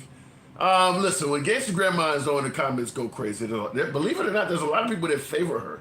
I mean, when she was hammering me, folks were in the comments like, yeah, she's right. Listen, I believe in letting people speak. I don't agree with her on everything. I certainly don't agree with letting truck drivers have the ability to drive without speaking English. I just think that is learn to speak the language if you're going to work in the country like at that level. That's just the way I feel about it. Maybe I feel that way about anybody. You want to be a conductor on a train. You want to be a pilot. If you're dealing with something where a simple mistake could cause lives, significant amount of life, you should know how to speak the language. I mean, if all of a sudden you have an accident, you can't even communicate to the state troopers that show up. I believe you should have to speak English. If that makes me something crazy, feel free to fire away, but I do believe that is a bad hill for the liberals to die on. It's kind of like the same thing with, biological males in women's sports. Some things are just toxic. That's one of them. Listen, if you believe a truck driver should not have to speak English, in my opinion, just avoid the damn question if that comes up. Because that answer that anybody should be able to drive, whether they speak English or not, that's a toxic answer, and that's not going to help the Democrat Party. You passed. You could have fooled me. I don't know what you mean by that. So you shouldn't be arrested for not speaking English. I didn't say be arrested. In fact, if you're driving a personal vehicle, let's say you came over and visited from Mexico or Saudi Arabia or wherever the hell you're from, you rented a car or you rented a scooter or something like that, I'm okay with a personal vehicle. But something that got tens of thousands of pounds of heavy, merchandise, or if you hit something, you might be unstoppable for a mile or two, the damage you could do, maybe carrying hazmat. No, you should have to speak English for that. You should absolutely have to be able to speak English to do that. That's what I'm saying. And I state this because I drove in a foreign country, but the language was still English, but they didn't give me any kind of language test. But like I said, I could not have gotten a license to drive a semi-truck. They would not have given me that as a visitor. Confederate General Albert Pike and a reconciliation monument honoring the Confederacy will be erected in the DMV area. I think that's insane for Trump. To me, I never was a fan of Trump trolling. And I know my beloved MAGA enjoyed this type of shit. And I want to get into something. By the way, tap the damn screen. Get us on up to about 85,000. Thank you folks that are tapping the screen. There's been a lot of support there on TikTok. Tap the screen. Get us on up to about, we should be close to about 90 where you guys are tapping. Thank you for tapping the screen. If you enjoy uncensored dialogue from all sides of the aisle, we don't block, ban, or censor anyone. We remain MAGA friendly in its entirety. Been that way since day one, about 4 years now. So you get to speak on the program no matter what your political affiliation is. Nobody blocks, bans, or censors you here. As you see, you can be critical of anybody on this program, including the host. I'll challenge your opinions, but I do believe in free speech. So if you like that, follow the program if you're watching on TikTok or Instagram right now. And if you're watching on YouTube, give your guy a sub. It helps out. And by the way, follow Tim Liberals on Facebook. I only need about a dozen of you more. So what I want to talk about, though, is erecting a Confederate monument in D.C. Thank you, Will G, for pointing that out. The MAGA side of the aisle loves Trump's trolling. but they are definitively sure he is not racist. To me, trolling racism opens you up to being called a racist. There's absolutely no reason in hell why someone would be erecting a Confederate monument in 2025. 200 and almost 50 years after after the country was founded. Why would that be being put up? Other than to literally say fuck the liberals and fuck how black people feel. That's all. I'm just going to put it to you as clear as day. That is almost literally walking up to the black community and smacking them in the face. You know damn well the black community overwhelmingly has a problem with this. That Confederate monument they erect will be a beacon of controversy until it's taken down. I don't care if it stays there for 2 days or 20 years. It will be a beacon of controversy from this point on. Why would you do that? Well, trying to make it clear you're not a racist, you've done more for black people than anybody since Abraham Lincoln. You think Abraham Lincoln, after fighting the Confederates, would have put a monument up in the nation's capital? I just want to point this out for my MAGA side who says that Trump loves everybody. He's challenging the effort to defend him. And I see in the comments, it's our history, period, end of story. If we forget about history, we will. Well, if you want to say what's our history, then why the hell is he critical of the Smithsonian for talking about slavery? There is no way to make this make sense. There is absolutely no way to make it make sense at this point. If he's going to suggest that the Smithsonian is wrong for talking about slavery and that Biden was wrong for creating the Juneteenth holiday, then that kind of blows out the water the notion of, well, we're talking about history. Now, you seem to be okay with history as long as it's partial. You don't seem to be favorable to some types of history. Trump says he has instructed his lawyers to scour through America's museums to rid them of exhibits he considers woke, specifically citing exhibits on slavery. President Trump targeted the Smithsonian museums, saying they are, quote, out of control, where everything discussed is how horrible our country is, how bad slavery was, and how unaccomplished the downtrodden have been. Back in March, the president signed... Now, how could you put up the Confederate monument while talking about you shouldn't focus on slavery? They were happening at the same time. The Confederates are obviously pro-slavery. I'm not even going to have the argument of what the Civil War was about. I know my beloved MAGA side don't think it was about slavery. I'm not even going to, but we know the Confederates wanted slavery to continue. We don't need to have an argument about what the Civil War was for. We know they wanted slavery to continue.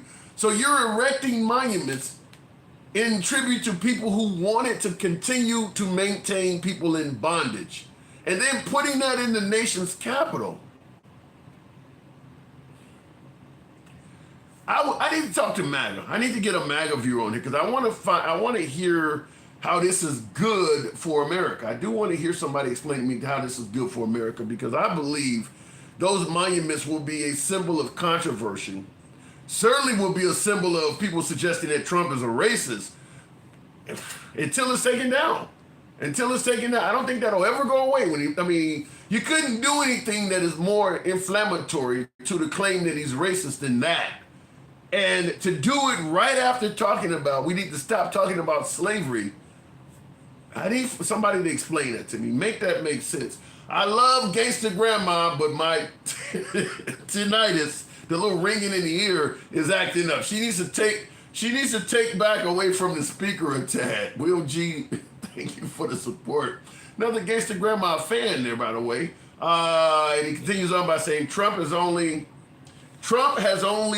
done performative bullshit to black people for the rocket raccoons to be mesmerized. Black maggots keep downing Lyndon B. Johnson for the Civil Rights Act and saying getting black votes for 200 years. Yeah, like I said, I don't understand why he's doing this. I do not understand the purpose of erecting a Confederate statue in 2025. I just don't understand. And then, like I said, while you're complaining about discussing slavery, imagine if Trump did say exactly what Lyndon B. Johnson said, the black maggots would be dancing in the streets. Yeah, they would favor it if he said the same thing. I do agree with that. Going back to the box, I think Grandma had a few tonight. Grandma was passionate. Blacks are their own problem, says Greg. Okay, perhaps. I'm not going to pretend like crime and assaults and things like that in the black community or anything other than black people. I mean, there's a lot of blacks that commit crimes against each other, but that ain't got nothing to do with erecting a statue. I don't know why he would do that. Jason is right, and I did not hear anything racist from the content creator. Thank you. Appreciate that. Putting up them slave masters, you still don't get it. They stay 5 steps ahead of us. We just can't trust them. Come on, don't let his slick words pass you. Wow. You do know, no matter what flag they were carrying, they all were Americans. They were seeking to break America in half. They were not Americans. The Confederates were seeking to secede from America. They were not going to call the new territory America. He said no matter what flag they're carrying, they're all Americans. Okay, all right, anyway, let me go back to the box. Certainly they were not going to secede from America and then call themselves American. I think that's what you're trying to say. Continuing on, Adincal, welcome to the program. Confederate statue, I'm just hearing this. I didn't know that. A Confederate statue in D.C. Dincal, what say you?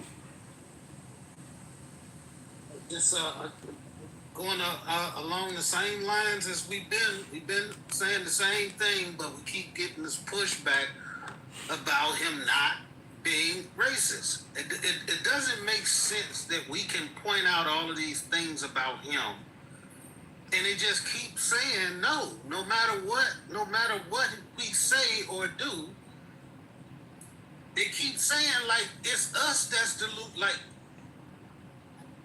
somebody getting on here saying, well, we're all just American is crazy word. What about comparing this to which one do you think seems to be more racist? Maybe putting a Confederate statue in DC or saying vote for me or you ain't black. Because that's what they were bringing up. That Biden said vote for me or you ain't black and said that was clearly racist. But he erected a statue of a Confederate in DC is not. I don't even know how to respond to that. Look, they can say all they want to. They're gonna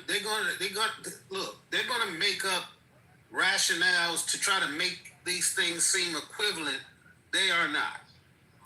You look at the actions of these two people. You look at the actions. You look at who he decided to include in his government. You look at who he decided to put into positions of power to try to help equalize, the government and give representation to a minority. Then you look at the other side, and he just literally came in and kicked out all of the black people. He just literally came in and said everybody basically that was black, that was in a high position, was somehow a DEI, and that they did not deserve their position. Well, are we not? Is it perhaps we're not seeing the big picture? Because J.C. Jackson in the comments says, President Trump has vision, and many people lack vision. They only have opinions. Is he on to something? They always say he's playing chess, and we're all playing checkers. Is there some type of master plan in what he's doing that maybe we don't see or understand? If erasing our history from the history books, if now moving our history out of museums, erecting statues of people who didn't believe me or you even existed in this country unless we were subservient, I don't know. I can't have that foresight. Maybe that person can tell us what that foresight is, and let it, instead of them expecting us to just believe somehow this is going to be beneficial to us. Yeah, I see somebody in the comments. Boba says if he is playing chess, I guarantee you there are no black pieces on the board. God damn. Oh man. Oh my God. It's like gaslighting at its finest. It's like gaslighting. They telling us that actually he's doing something for us. We just can't see it. Yeah. If there is one enemy one common enemy to the African American community, it is the Confederates. I mean, the African American community been complaining about honoring the Confederacy since day one. So for him to put that on in DC is a really large fuck you to the African American community. I don't think there's any way to spin that. I mean, I'm willing to give a man credit when I can see credit, but I don't see any legitimate reason to do this. This is just like, and when I talk about how it's toxic to talk about defending transgender males playing female sports, this is toxic. For him to do that, and it doesn't help America out at all, doesn't further the narrative, doesn't cheapen groceries, doesn't do anything to help America out at all. This is toxic. This is divisive as hell for Trump to do this. I don't see any other reason other than I know it's divisive, and fuck them, I'm gonna do it anyway. That's all I see to this. That's it. That's it. Yeah. If we see the country growing and saying, hey, maybe we shouldn't be paying homage to these people who tried to destroy this country and who tried to maintain this, this way of living that was horrible towards one people. And then they say, well, no, we just gonna keep on doing it. We just gonna keep on putting it in their face. Not saying that somebody at their home couldn't celebrate the Confederacy that in the privacy of their home or whatever, but to put it in a government space that's supposed to represent everybody is just insane. Yeah, I don't see and it. for people who it's not aimed at to say, oh, well, you guys are just being emotional. Really, it's about maintaining and making sure we don't forget. Yeah. Well, even for people who are saying that, it's about history and things like that, then they have to explain then why is he talking about let's stop focusing on slavery. I mean, because if you're going to talk about history, he clearly is favorable to one sect of history and not to the other one. So it is not a case of preserving history because he wants the slavery part to be silenced. So that doesn't even necessarily resonate at this point. He's favorable to the Confederates and he's not to the history of slavery. Right. And the people on this live and obviously the majority of MAGA don't see the irony in that. But somehow it's that somewhere in their mind is blocked out that he's saying that the museums concentrate too much on slavery and then put the slave owners right there in our face. Like they can't even comprehend how we got a problem with that. They could literally tell us, we just need to stop talking about what happened to you guys and then everything will get better. While at the same time saying we need to remember the slave owners and the people who killed, tens of thousands or millions of other what they call fellow Americans. How about this though? Alter Ego asked a question. He says, has anyone read about the statue that's in question? Would that make any difference? No. No, it wouldn't matter. I don't give a damn who it was. Yeah. I don't care who it was. Like I live, I work and I live down the street from one of those bases that they're renaming after the country. You know what I'm saying? I thought the country was improving. They said, hey, let's get this off of our military bases. Like these people actually tried to kill everybody on these bases at one time, you know what I mean? So they decided to move forward and get these, not remove them from history because there will always be museums, there's always the stuff taught. But why do we have to have it represent us in today's society? Yeah, I don't get it. In an era where we're trying to allegedly get rid of waste, fraud, and abuse, he's spending a lot of money to bring back the Confederate. I mean, renaming those bases, I forgot how many millions of dollars they said that cost to change the signs on the highway and every damn thing. Now you're going to erect a statue in D.C. I'm assuming that's going to cost a good bit of money. I mean, when we're talking about getting rid of waste, fraud, and abuse, this is spending money on something that does not help anybody out other than I'm glad they're bringing back the Confederacy to show these Negroes some kind of point or something. I don't know what's the purposes. I mean, that money could go in a host of directions that would be better than spending it on this. I don't, like I said, other than just really basically, trying to say fuck black people, I don't see why he would do this. Hey, on trying to figure out reasons why he would do all of the things that he's doing instead of just assigning the correct, you know what I'm saying, blame to it. Like, there is no excuse for it. There is no master plan behind it that is going to somehow make America better or make, black people, understand anything. Like, it's not. But are we picking sides or something? Because J.C. Jackson says, where was all this when Biden was outright insulting black people, making us weak with his crumbs off the table? Was Biden doing stuff like this? Putting up Confederate monuments and talking about we need to stop talking about slavery and we need to talk more about the Confederates? I mean, is this something comparable to what Biden was doing? Right. There's another one of those false equivalencies. Yeah. The man literally got up there in that position and assigned the most people of color of anybody in history, minorities. He put them in positions of power where they should be if you want to have equal justice in the country. You can't have the justice system filled with one select group of people passing judgment on other people's not understanding their traditions, their history, anything. Like, it's just not right. So Biden gets up there, he puts all of these people in positions. I mean, it's still just a very minute amount of people, but to put people in places that they've never been, to inspire younger generations of people to aspire to those positions, those types of things live on throughout history. And Trump goes in there and just gets rid of every damn body who's in those positions. Yeah. And then they try to tell us it's us that got it fucked up. Yeah, that's what they're telling. I don't know. I can't, I think that the majority of people that I've seen state that Biden is racist or doesn't like black people. Most of the people saying that are not black themselves.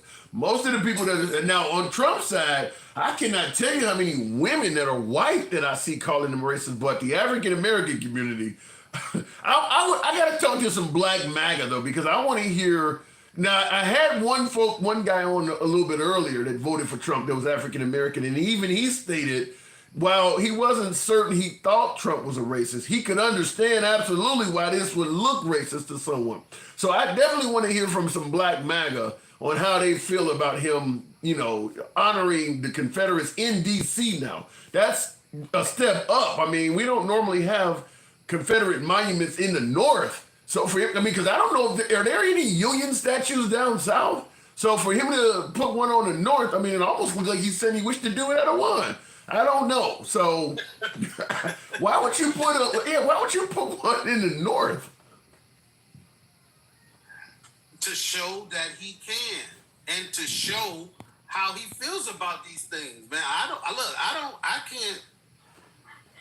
For the life of me, I can't fathom like why somebody will be championing that cause in today's climate of the division in this country. Like, why would you, in the middle of all of this, say the good thing to do with our time and our money and our resources is to dedicate tens of millions of dollars to change these names of these bases and to reinstate statues or put up a new statue in this culture? Like, like, that's just reinforcing his base once again, and it's letting us know that that's how he feels. Because we know that if he wasn't racist, he wouldn't allow this stuff to happen.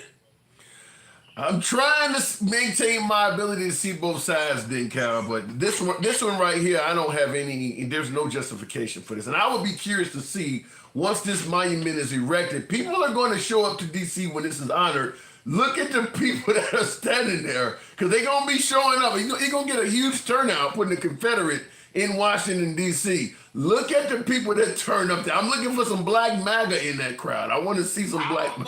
I don't know how big that crowd is going to be. I think it'll be big. I think it'll be real big.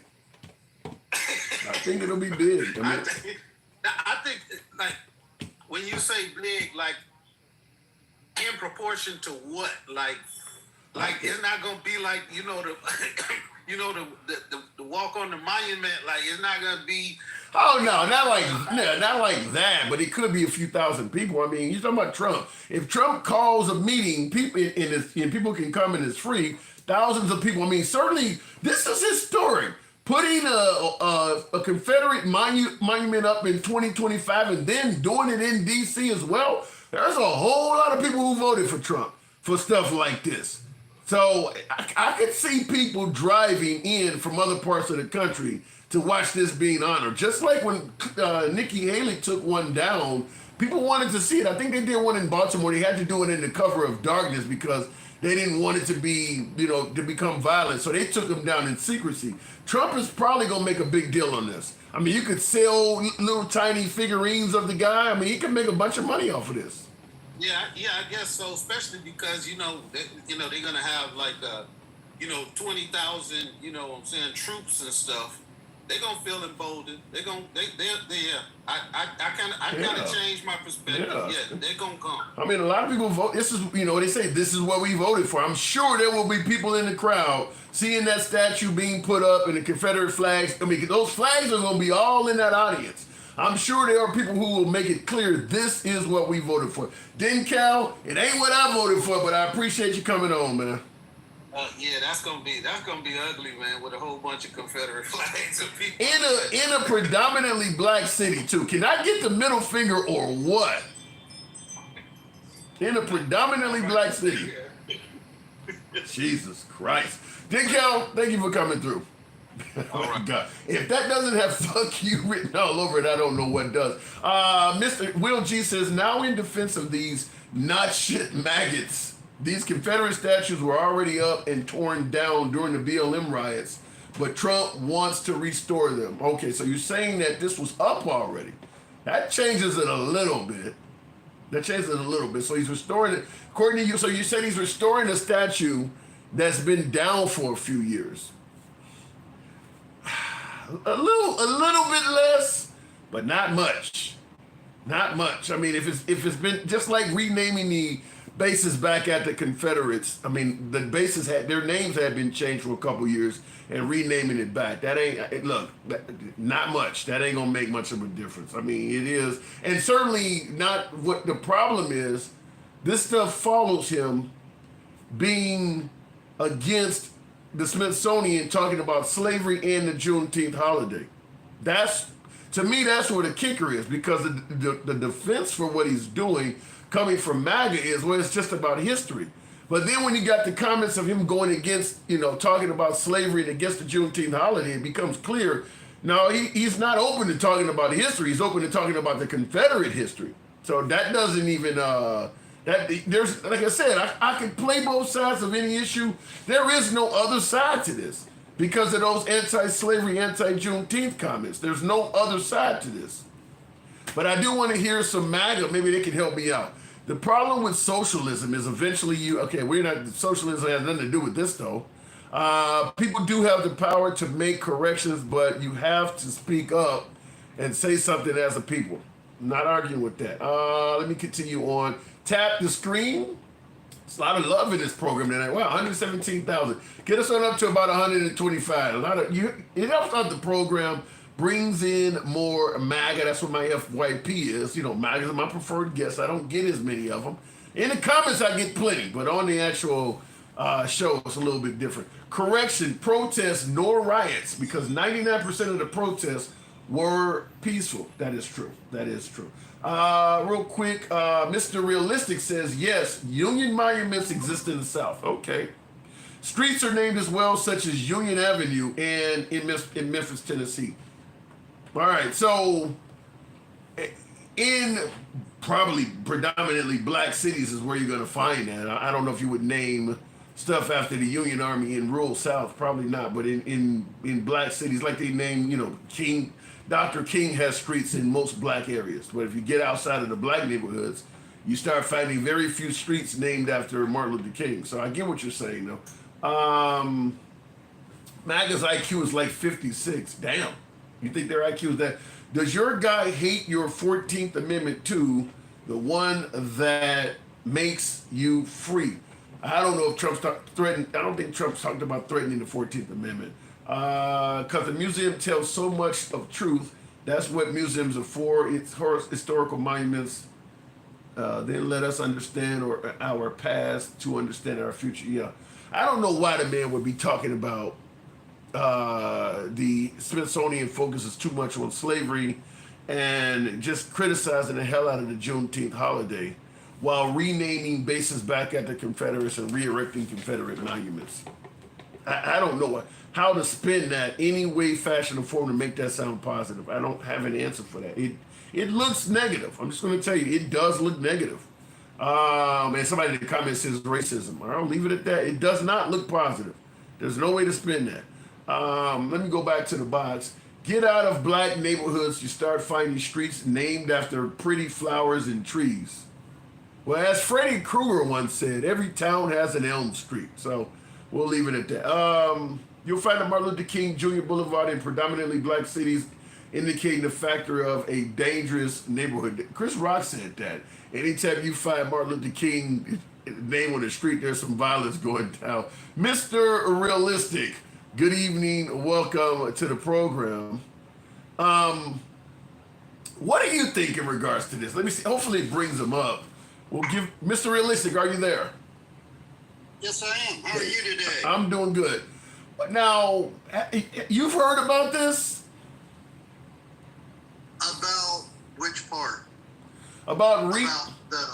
Well, there's more. Okay, the part about not liking the Smithsonian focusing on slavery, the part about renaming military bases back at the Confederate generals, or now the part about putting the statue back up in D.C. that's a Confederate statue. Okay, now, first of all, yes, I've heard about all of this. Now, as far as the Smithsonian is concerned, here's what we're not asking. What exactly, I have not seen this. I have never seen that exhibit. I don't know what it actually is. And, you know, is it being properly portrayed? That is more what I want to see. Whether it's woke or not, I don't know exactly how the hell you can make slavery woke. That doesn't make any sense to me. I think. Well, let me interrupt you. Let me interrupt you and say this. I think any story or anything concerning civil rights, LGBTQ, women's rights. I think any topic where we're covering that's considered woke. They don't want to discuss that. Anything talking about that stuff is woke. I'm not certain I agree with that, but I mean, hey, that is a view of it, I suppose. Yeah. From my perspective, I want to know that it's being properly portrayed. The American Civil War, I grew up here in the South. I'm surrounded by its battlefields and the graveyards of those men that fought it. Mm-hmm. I've been to a lot of them. Here's a very, here, you can Google it. 600,000 American men died fighting that war. Okay. Over 1 million had limbs blown off from cannon fire, amputations, and so forth. The population of America in 1861 was approximately 25 million. If you divide that by 2, separating men from women, you're talking about roughly 11 million people, or 11 million men. Now, if we exclude all the ages that may or may not have been fighting, you take 1.6 divided by 11, and that's roughly 1 in 5 men that died or lost limbs. It was a horrible event, and it needs remembered. Now, here in Memphis, Tennessee, we had a lot of Confederate statues that were taken down during Biden's era there. And some of them I agree with, like the fellow that... Hold on. Let me interrupt you to say this. Now, when you're talking about the death total and things like that, the death total in World War II was nowhere near like the Civil War. But I mean, we lost a lot of people in many other wars. And you don't go around erecting monuments and stuff. I mean, you can remember an event without erecting statues and naming bases after people, can you not?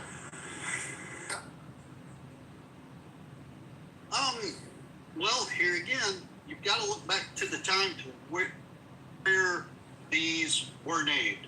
A lot of these bases, if my understanding is correctly, were named when they were founded in World War II, during that buildup. After we won World War II, you had the whole Southern apologist movement that kind of came in, and there was an effort to essentially rewrite history and soften the Southern secession and make it more palatable, which it's not.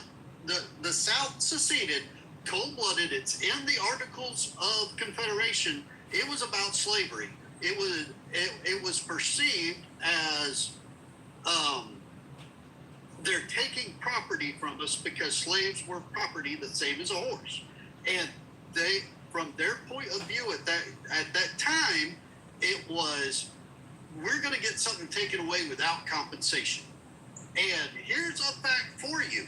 Do you know that not in a single Southern state, Abraham Lincoln was allowed on the ballots? Wait, wow. So they wouldn't allow you to vote for Abraham Lincoln? No. And that is why they seceded, is because, and you know what else is something that's funny? It was all Democrats. Yeah, we know. And that's, everybody knows that. Yeah, everybody. But do you do acknowledge a party switch took place, right? Correct. Okay. That is absolutely correct. So why do you think there's so many folks on the right that not only believe that a party switch never took place, they also suggest that the Civil War had nothing to do with slavery? Because they don't know their history? I mean, how else could it be? Slavery was the crux that sparked the Civil War.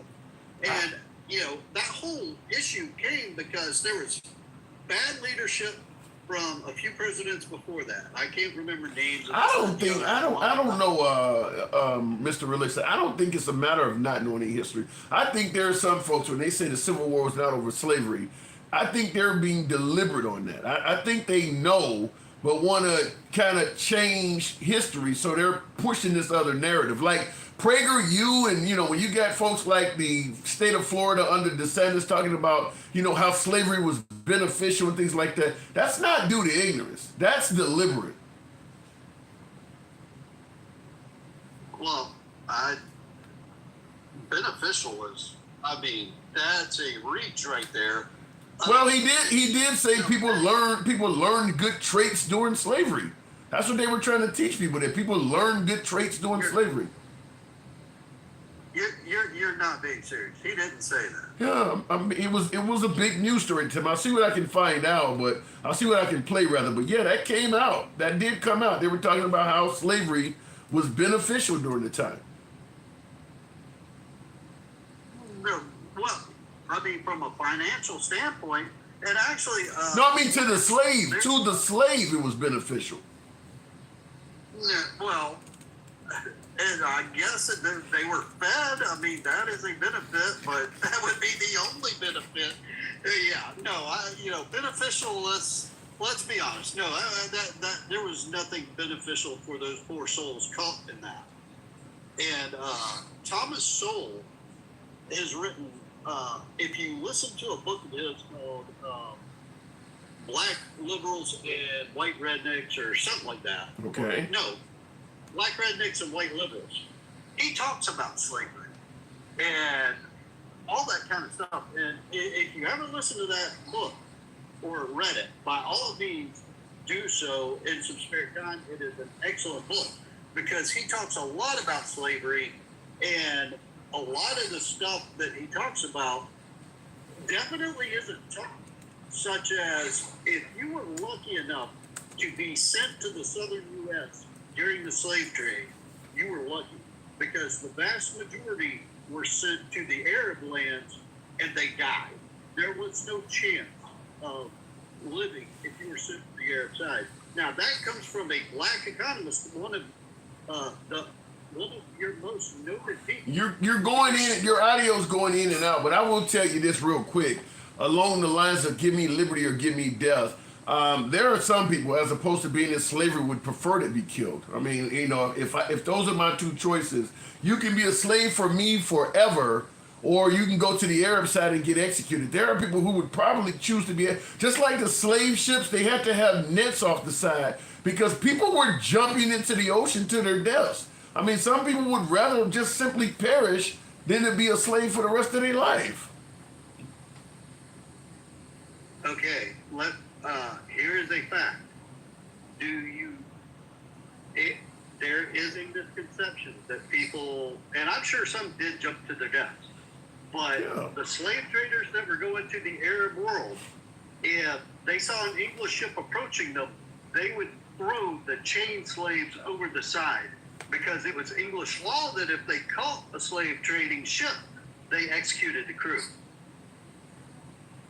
Well, the fact is, once you were on a slave ship, there was no good outcome for you, no matter where you were headed. No matter where you were going, the people were going to treat you really bad when you get there. There was no, I mean, we're just talking about bad versus terrible. But the outcome was going to be bad no matter where that ship stopped. I agree with you 100% on that. And, those poor souls, imagine that. That's heartbreaking. So... all right, well, I'll go ahead and move it on, Mr. Realistic, but I do appreciate you coming through as always. Thank you. Hey, by the way, before I leave, sure, make sure everybody, what say you, sir? You have a great day. You too. Thank you. That is the slogan here. Tap the screen, get us on up to 165,000. Definitely some folks tapping the screen, showing the program some love. Follow if you happen to be watching on Instagram or TikTok. Give your boy a sub if you're watching on YouTube. This is indeed Uncensored Dialogue. I would like to get a MAGA viewer on this topic. I don't know if I'm gonna be lucky tonight. The other night, now I've been under the weather, so yesterday I was not on. We generally on most weeknights. So if you enjoy this type of dialogue, feel free to subscribe or follow depending on what platform you're watching. But I was under the weather the other night. But the night before, I had a lot of MAGA come on. I was happy to hear that. A lot of MAGA came through. This topic, probably a little bit more difficult for MAGA to defend. So I may have some MAGA that are just deliberately avoiding the box this time. So it is what it is. But fact check, slave owners were compensated with reparations for property loss. Yeah, that is insane. That we don't want to give reparations to the descendants of slaves, but the people who lost their slaves, their property, they actually got, I mean, you know something, in my opinion, with President Trump, here's what he stated. Now, President Trump's actual quote is, the Smithsonian is out of control, where everything discussed is how horrible our country is, how bad slavery was, and how unaccomplished the downtrodden have been. Nothing about success, nothing about brightness, nothing about the future. Now, in my opinion, I don't think we discuss slavery enough. I'm just going to tell you, I hear him suggesting they focus on it too much. I mean, everything from the grapes, I mean, they had what they call breeding factories or whatever the case may be. There was a couple of states that specialized in breeding new slaves.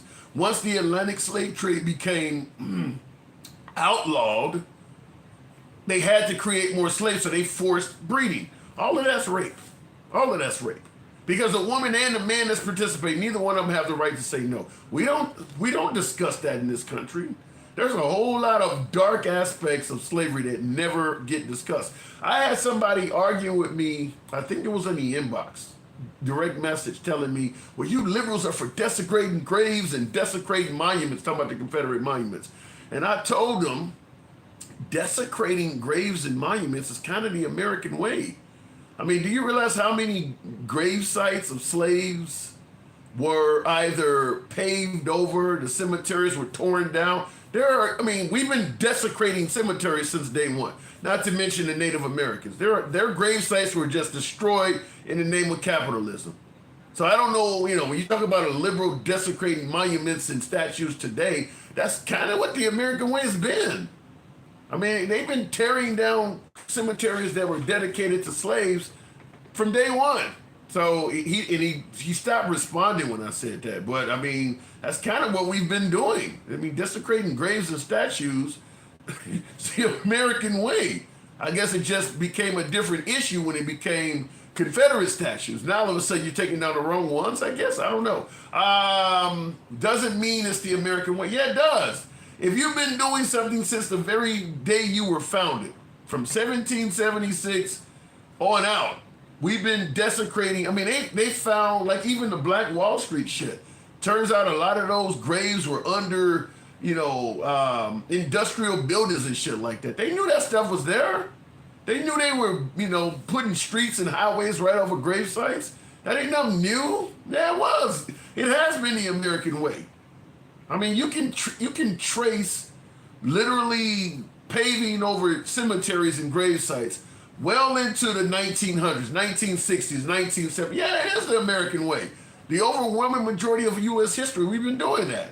That's been happening. So what do you mean it ain't the American way? Very tiny, tiny portion of our history have we not been doing that.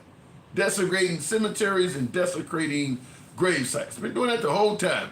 Going over to other countries, taking mummies and jewelry in the pyramids. Yeah, desecrating grave sites in this country alone has been happening since day one. Hypocrisy is a feature of right-wing domination. Damn, I'm your average Joe says that. Where does it say in the Bible, God feed the poor people? Just the mere fact that you would even ask that. I picture some poor guy with his hand out looking like a cup asking you for something to eat and you making that statement to him. Where does it say in the Bible, God feed the body? That's cruel. Damn, that's cruel. God damn. Talk about no love. Anyway, looking in the comments, why he all on your wall? Where's your family? What are you talking about? I don't know what you're asking that question for. This is a political show. It's not a family show. False. All human remains are removed and moved before any construction happens. That is flat out false. That is 100% false. In fact, you can go on YouTube. There were all kinds of documentaries on. There was one guy down in, I think, North Carolina somewhere who purchased property that was part of a former plantation. And they started marking grave sites that were of slaves that were buried on their property that were unmarked. And they had sonar equipment and stuff like that. He did it out of his own pocket. He was talking about how much money it's cost. But he got permission from the city. They're finding grave sites all over the damn place. Under highways. And what do you mean they removed all human remains before construction happened? You tell me you don't really believe that. Tell me you listen, if I purchase property and I want to build a nice complex, some type of, industrial building or something, I can make a ton of money off of it. And ain't nobody requiring I do that because there's a lot of work to that. You got to notify people. There's special ways you got to get in archaeologists and shit. You're not going to do that if you don't have to. Not removing remains. I would just simply tell you to Google, remains found, slave remains found on the highway. I guarantee you a ton of shit would pop up. How do you think that you really believe they were moving it, huh? Anyway, going back to the box. Continuing on with Miss Mo Betta. Good evening, Miss Mo Betta. Welcome to the program. How you join the live? You come on over to Instagram or TikTok, the handsome liberal across all platforms. YouTube doesn't allow me to take callers, so come on over to Instagram or TikTok. We'll bring you right up. Miss Mo Betta, good evening. Hey, Tim. I didn't even know I requested up, but I'm glad I did. Appreciate you coming through. I was moving, just coming in from work, so I might have hit it by accident. I was just listening, like, what did I miss? But now I see what's happening. With him it's just a whole disregard of Black history, that he's really trying to whitewash America. He's trying to remove the names of fallen soldiers. He's going inside the Smithsonian, trying to erase those, talking about it's too woke. The thing is, nobody ever asked him to explain what he means by this stuff. Once you too woke mean, you understand what I'm saying? I get the notion of questioning what does too woke mean, but when you start out by talking about you don't favor having a Juneteenth holiday, you don't like the Smithsonian talking about slavery, and then you're renaming bases after Confederate soldiers, and now you're going to re-erect a Confederate monument in D.C. Do you really need to ask any questions on what he's doing or why he's doing that? Exactly, and then you had the blagger talking about, y'all still on a plantation and bowing to a master. Make it make sense. I'm dying to hear from Black MAGA on this. I talk to Black MAGA almost every day. I haven't talked to any Black MAGA on this. They scared to come to your show. I don't know if because they know your panel or your chat will eat their asses up, but they don't want you to come to their show. Then I be watching the shows when you be on there, and I was like, you be going at it with them. You definitely do, because some shit that come out of their mouth, like, who raised these motherfuckers? Well, I enjoy talking to Black MAGA, but you are right. Very few of them come to my shows, but I do. If I'm not on my own platform, I'm in a platform that involves MAGA, and usually Black MAGA. But I'm very curious to see how they feel about this, because there's got to be some sort of way we can spin this. I don't know what it is, and I'm usually able to see both sides. Because of the anti-slavery, anti-Juneteenth comments, I don't know how to make this sound positive, even if you put a gun in my head. So I want to hear from MAGA on this. There ain't no fluffing on this one, Tim. No. You can't fluff on this one because it's right in your face. And for anybody to try to spin that, it's just really crazy. You know what I mean? Yeah, it's right here in your face. Yeah, he really has kind of shut the door on this one for. I mean, there's been things where we can say, no, he didn't mean that, he meant this or that, but, I mean, this is a succession of multiple comments. I mean, he's obviously against Juneteenth, he's obviously against talking about slavery, and he's for promoting and discussing the Confederate flag. And by the way, with all of the folks that have been seen on highways and marching down streets preaching hate, while wearing the actual Confederate flag on their uniforms and clothes and shoulders, this just looks bad. Because he don't speak out about any of that. It is bad, Tim. It don't just look bad, it is bad. And I believe he's trying to cause civil unrest so he can invoke martial law. So when it's time for those midterm elections to come, he'll have them in place already. So he has a hidden agenda because that's how he operates. He's trying to really cause civil unrest. I told you that a long time ago. That's what he wants. He wants civil unrest. So again, when those midterms, you see what they're holding senators hostage and all kinds of stuff because they're trying to cheat their way into having Trump still stay in power. They want him to stay in power, so they're doing everything they can right now to cheat. Well, I get a lot of folks that are not agreeing with this conversation at all. One of my viewers is saying, of course they're not. One of my viewers is saying the caller is a typical ignorant liberal. Someone else is saying liars and loser channel.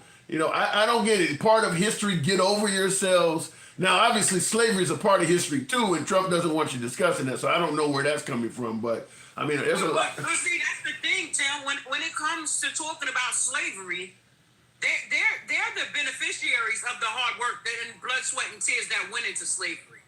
So I'm really not looking for them to agree on anything that I have to say about slavery. But let me tell y'all something. It's not gonna go away. He might try to take it out of Smithsonian temporarily or whatever. Are y'all embarrassed by what y'all ancestors did for y'all to be where you are? So listen, we're not gonna disregard none of that. I was around when my great grandmother was telling her stories about how they was dragging her off toilets and shit like that. That stuff is not going away. I don't give a fuck how they put it. And you can call me ignorant if you want to.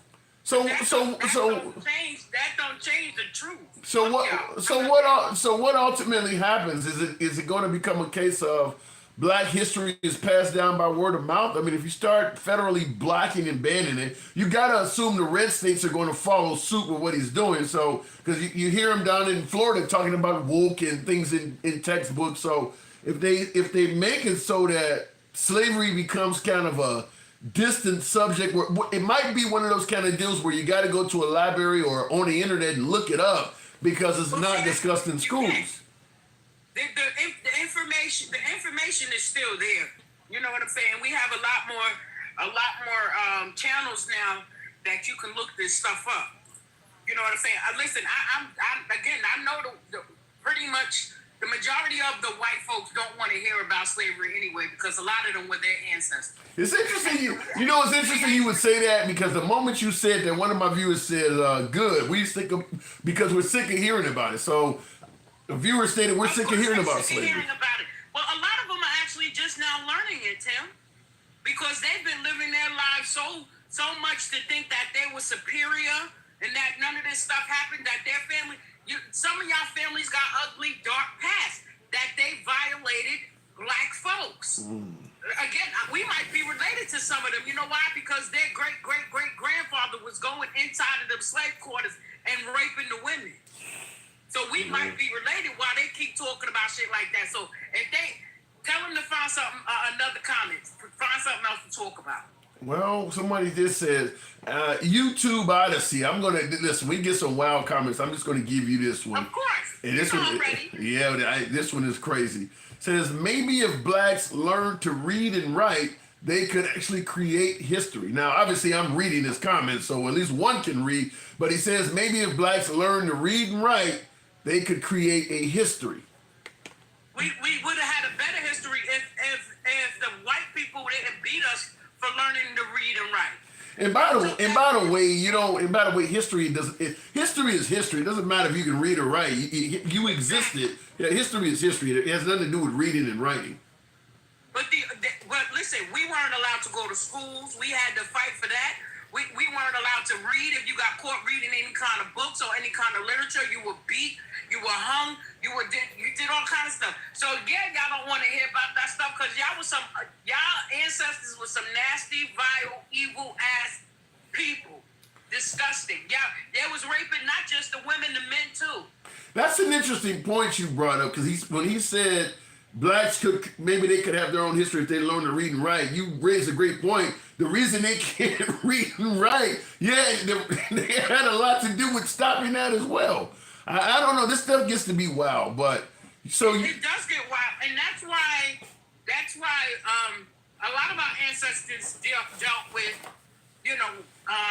how should I put this? They took a lot of stuff from the elements, like we could smell the rain coming. And different things like that, they would do it in song because the only thing that the white slave masters wanted us to do was to read their Bible, the Bible that was picked apart. Yeah. You know what I'm saying? I still to this day, and I know I got a lot of religious folks in the audience. I grew up religious as well, but I'm not as much anymore. But I still to this day don't understand why once African Americans gained freedom that they didn't drop the religion. And I ask that simply put is because, okay, you're brought to a new country, and the people obviously don't have your best interest at heart. They're doing everything bad that they can do to you, from enslaving you to actually murdering people. Why would you accept their religion as your own? I mean, they don't have your best interest at heart. Get rid of that religion. I don't understand why they kept it. I see you, Trey, in the comments. I see you that we invented most of the stuff we got going on here. This is why we will not allow them to try to erase what we got going on. And slavery is a part of that. Slavery is a part of that. Again, you have to go back to the root of things in order to see where you are now. If you don't know where you came from, you'll never know where you're going.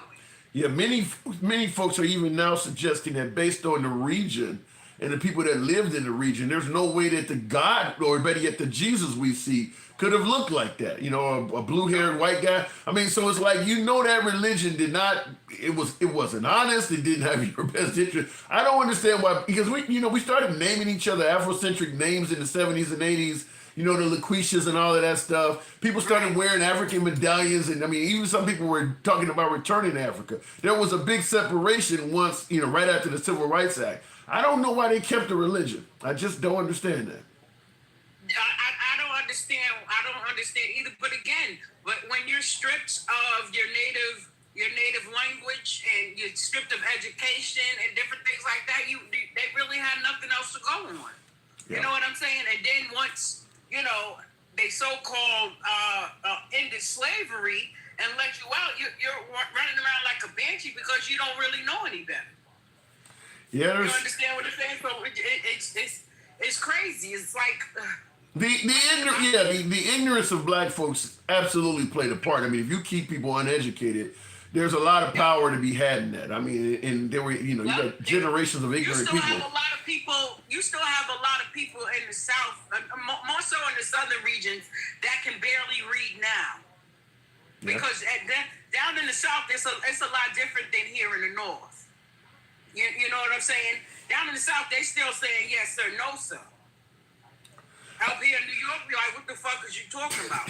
I don't see, but I like that. My dad, I like that. My dad, straight out of Vietnam, he taught us as kids, all adults, we address with yes sir and yes ma'am, no sir, no ma'am. I don't see anything wrong with that. That's just out of respect. Yeah. If it wasn't yes ma'am, no ma'am, or sir, for us, it's either auntie or uncle. You know what I'm saying? Yeah. So it was a respect thing.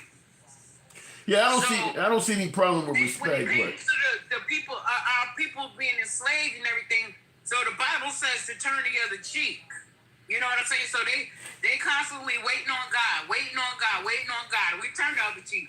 You turn your cheek, they beat him in the back. Damn. It's just so crazy. You know what I'm saying? The scars run too deep to forget about it. But see, that's why I won't let that happen on my watch. I'm sorry.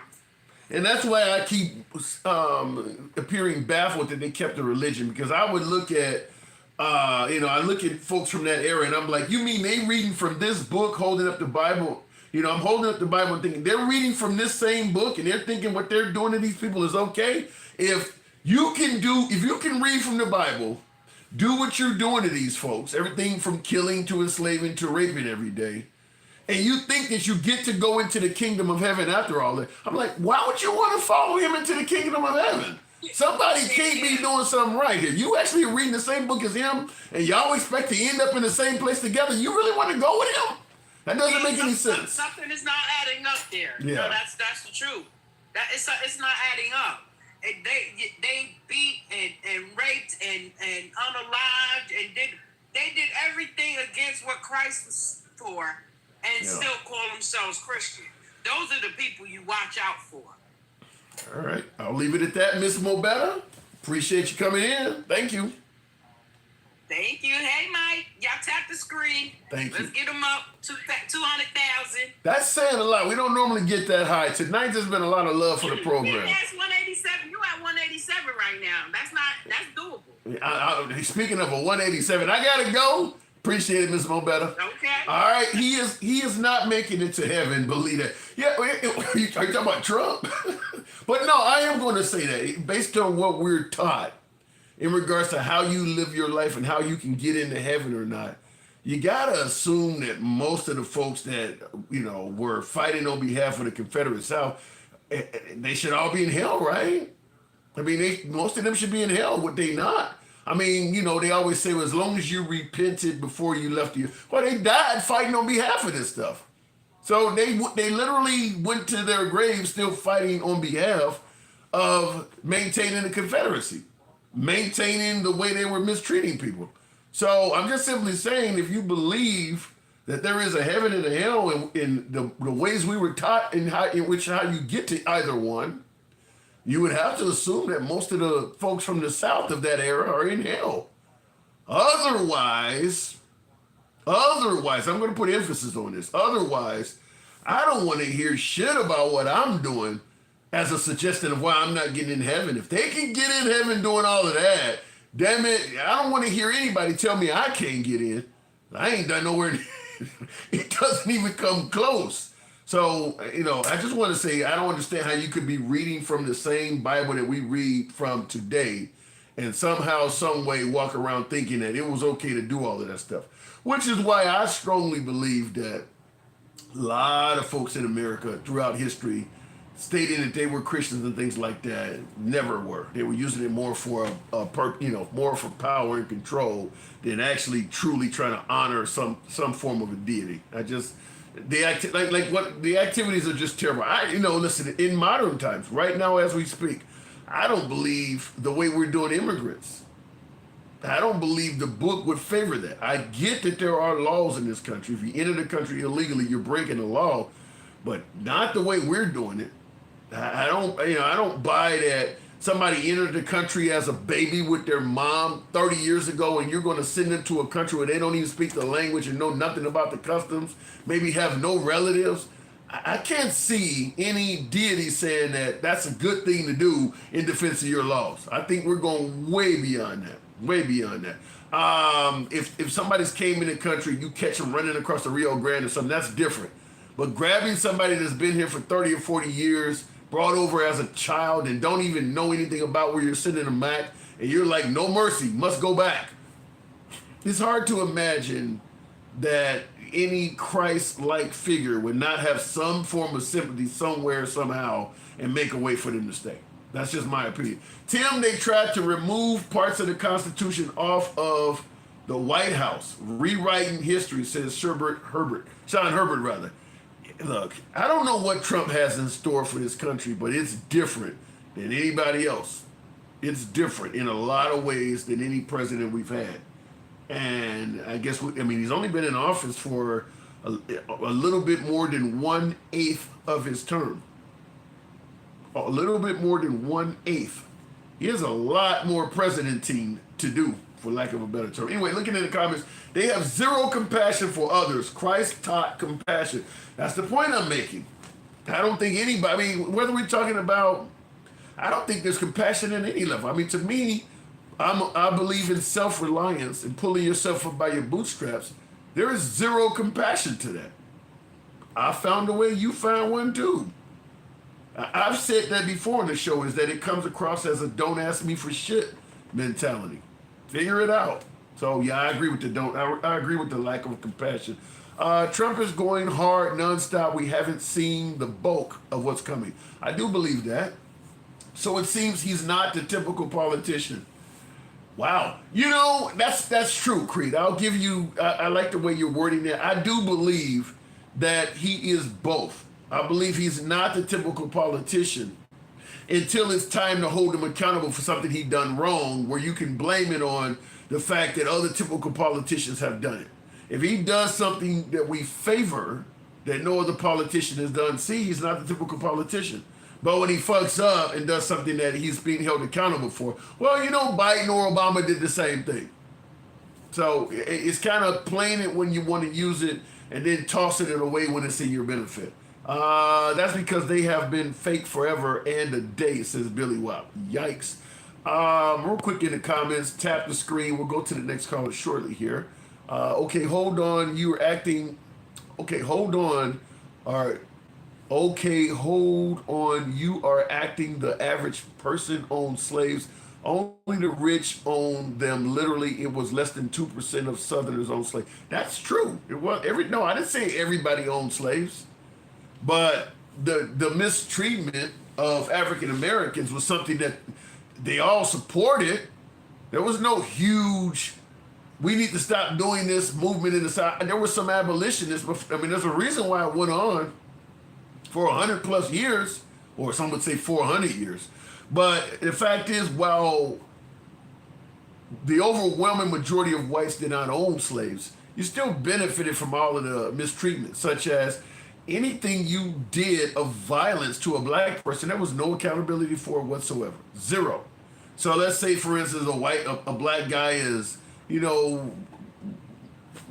riding his master through town. He's in the front with the reins and the master sitting in the back in the carriage, runs over somebody's foot or decides to Someone is at the front door. Alexa, stop. Or decides to spit or something like that, and it happens to go on a white person or something like that. White person can reach up and punch the shit out of the guy, drag him off the horse, beat the hell out of him. There's no accountability. You don't need to be a slave owner to get away with that. There's all kinds of other stuff you can do. Grapes, mistreatment, all of that was okay. So there is a lot more to it, but I agree that most did not own slaves. And of course, all this stuff continued throughout the Jim Crow era. There was no accountability. You could get away with doing anything. As I said, I'm sure grapes were happening big time. That's just free sex. It's not like she can say no. It's not like she got anybody to report it to.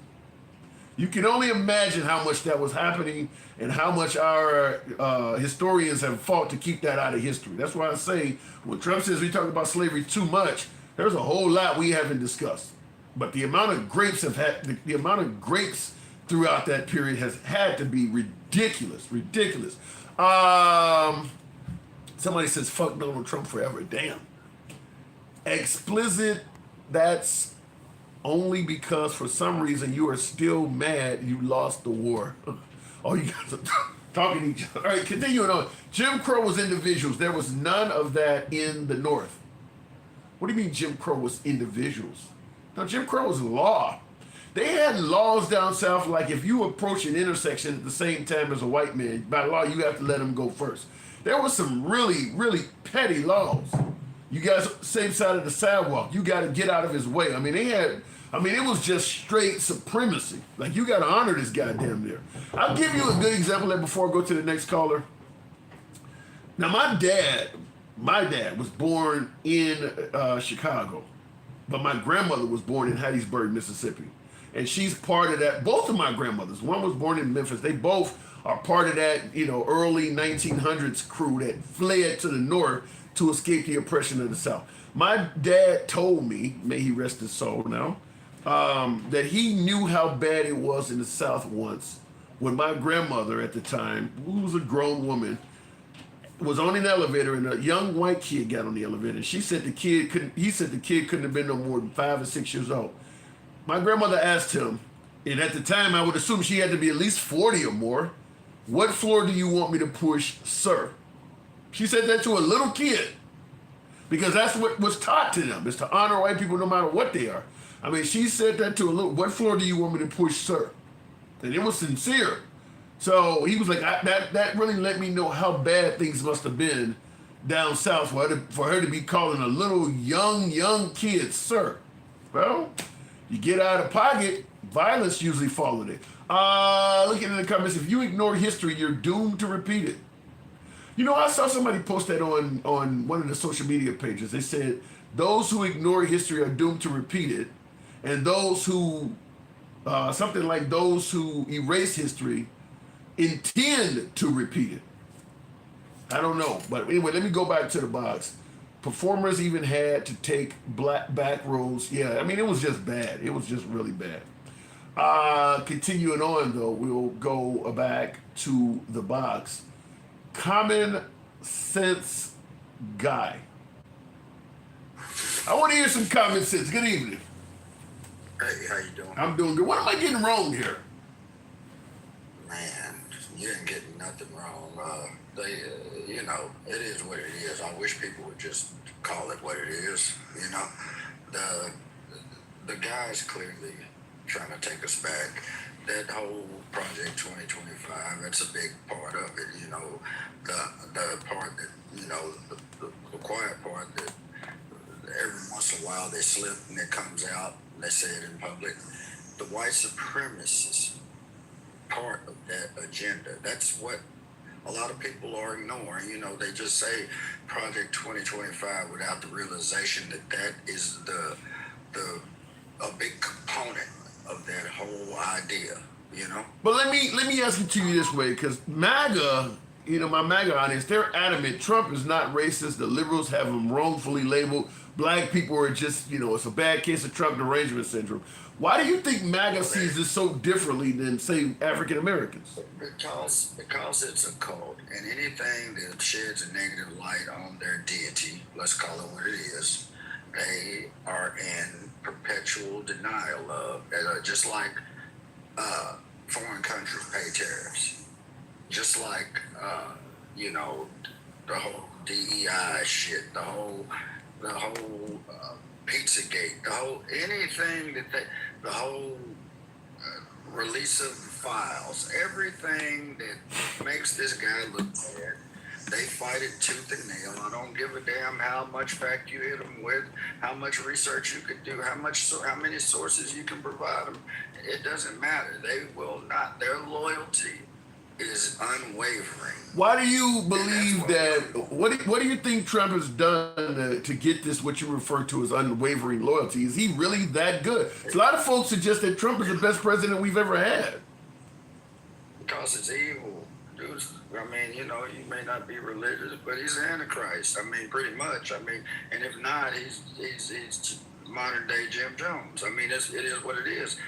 What's so great about any dictator? What's so great about any of these negative figures throughout history that people were willing to throw it all away for?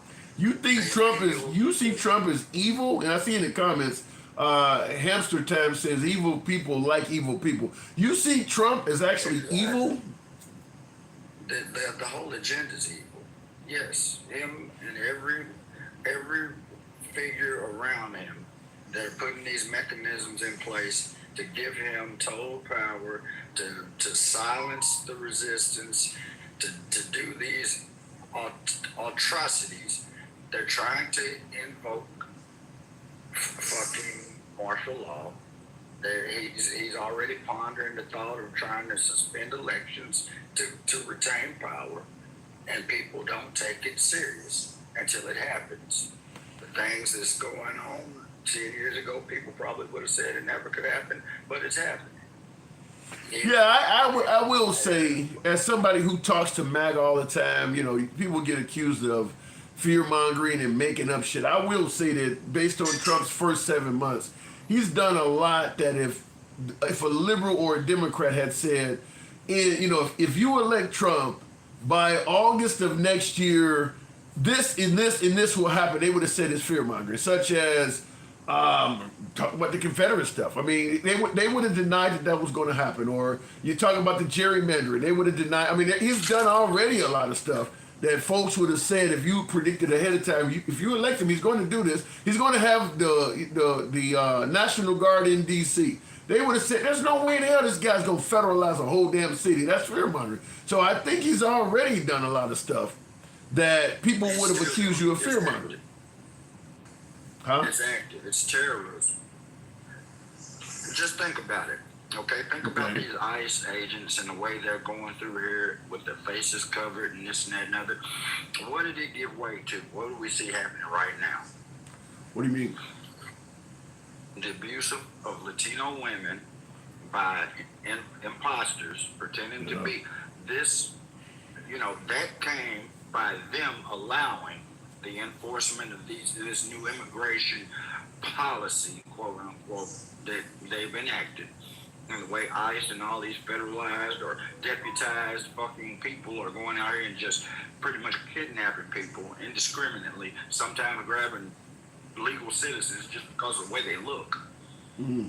I'm really surprised. You know, you mentioned the mask. I'm really surprised because I don't know why they took my last caller down. For some reason, my last caller got dropped by the app. I would say file an appeal. You didn't say anything of any significance. I mean, I don't know if somebody reported it. Sometimes wild shit happens, but you're always welcome back on the program. So I didn't have anything to do with that. But I was about to make a point until they dropped him. I don't know what happened, but yeah, I'm really surprised. I think the point I was going to make, the Constitution loving conservatives. Now, MAGA's different from conservatives, or MAGA's different from Republicans as well. MAGA's kind of following in line with Trump, whereas Republicans and conservatives, you kind of know what their principles are. Because I'll tell you right off the bat, before Trump came along, the traditional conservative was not in favor of federalizing a city, sending troops to a city. The traditional conservatives were not in favor of that.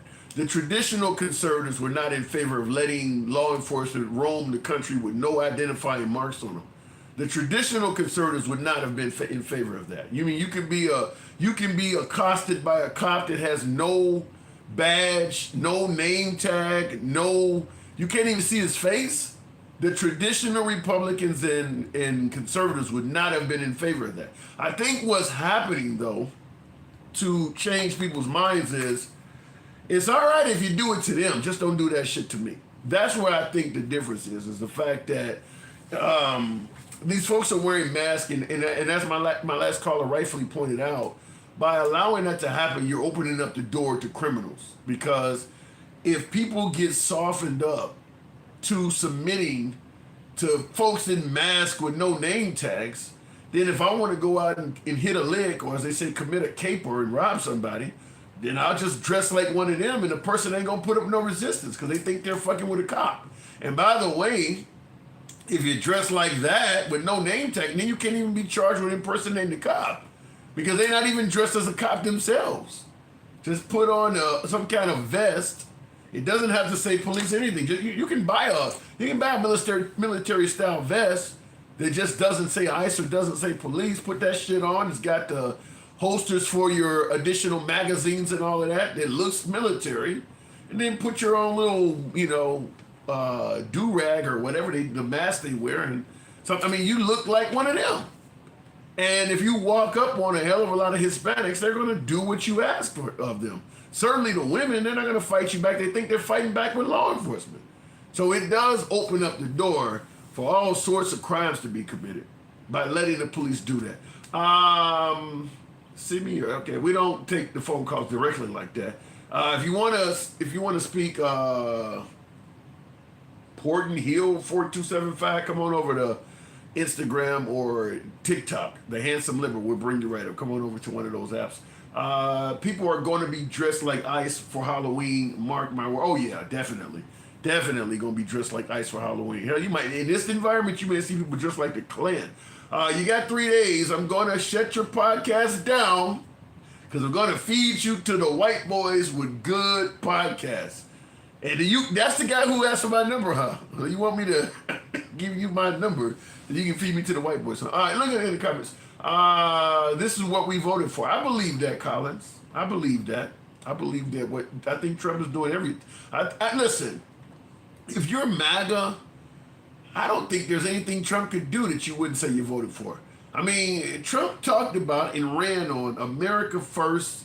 He stated, I'm a nationalist. We're going to get out of overseas conflicts and we're going to focus on Americans first. And that's what you voted for. But he's been all involved in Russia, Ukraine. He's been helping out Netanyahu. And the response is still, that's what we voted for. It doesn't matter what Trump does today or tomorrow. The response is going to be, that's what we voted for. Because MAGA is going to follow Trump no matter what he does. I mean, he's twisting and turning all over the place. You voted because he was going to be transparent, unlike Biden, and release the Epstein list. Well, now he's in there and he's doing anything but that, and you're still, well, this is what we voted for. It doesn't matter what he does. You voted for it. If he changes tomorrow to something else, you voted for that too, because you didn't vote for the policies. You voted for the man, period. You voted for the man. Doesn't matter what he does. You voted for that.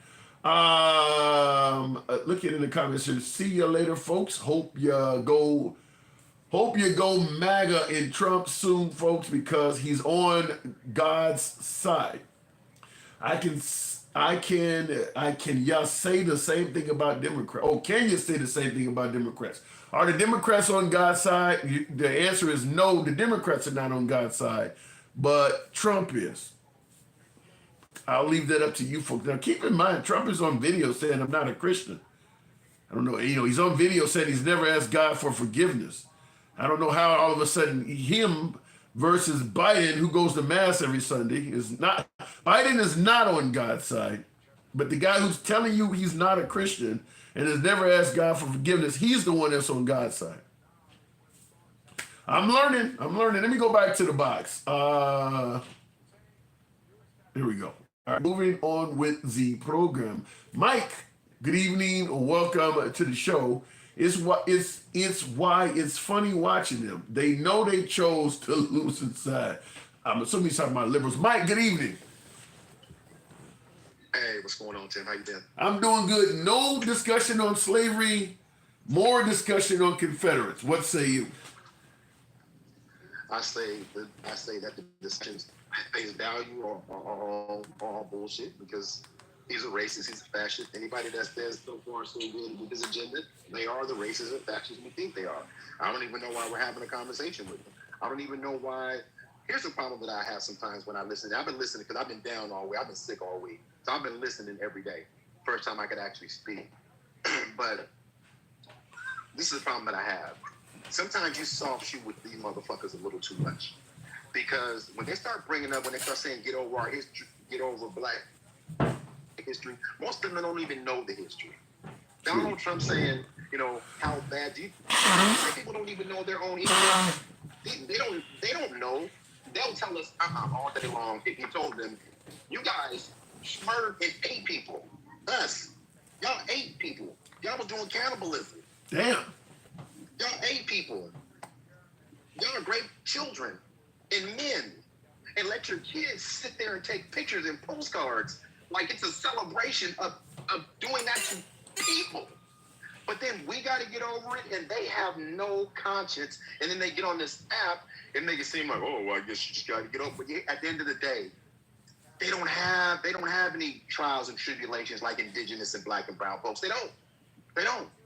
So they take these things like it's not a big deal because they have no culture of their own other than cruelty and humanity and evilness.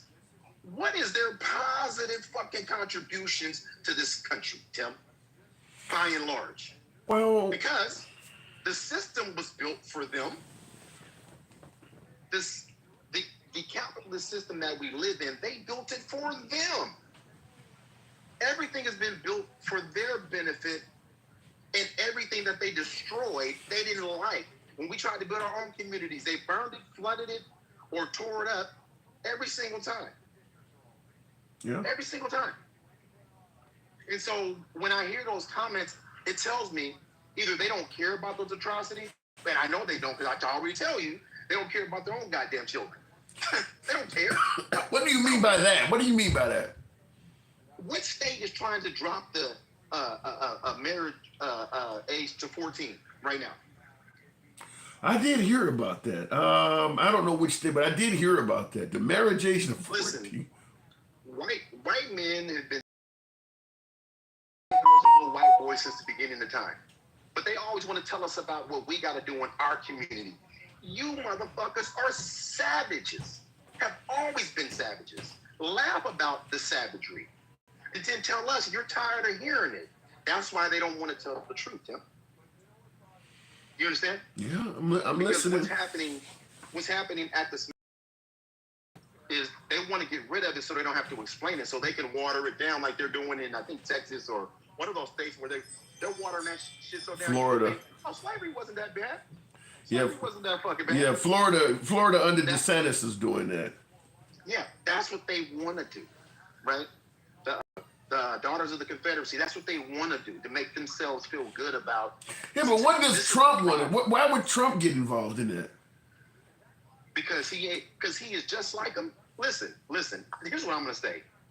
For white people in this country that understand the history and move and understand that it happened and continue to move forward and denounce that shit, those are the white folks to be applauded because they stood, they saw what was going on.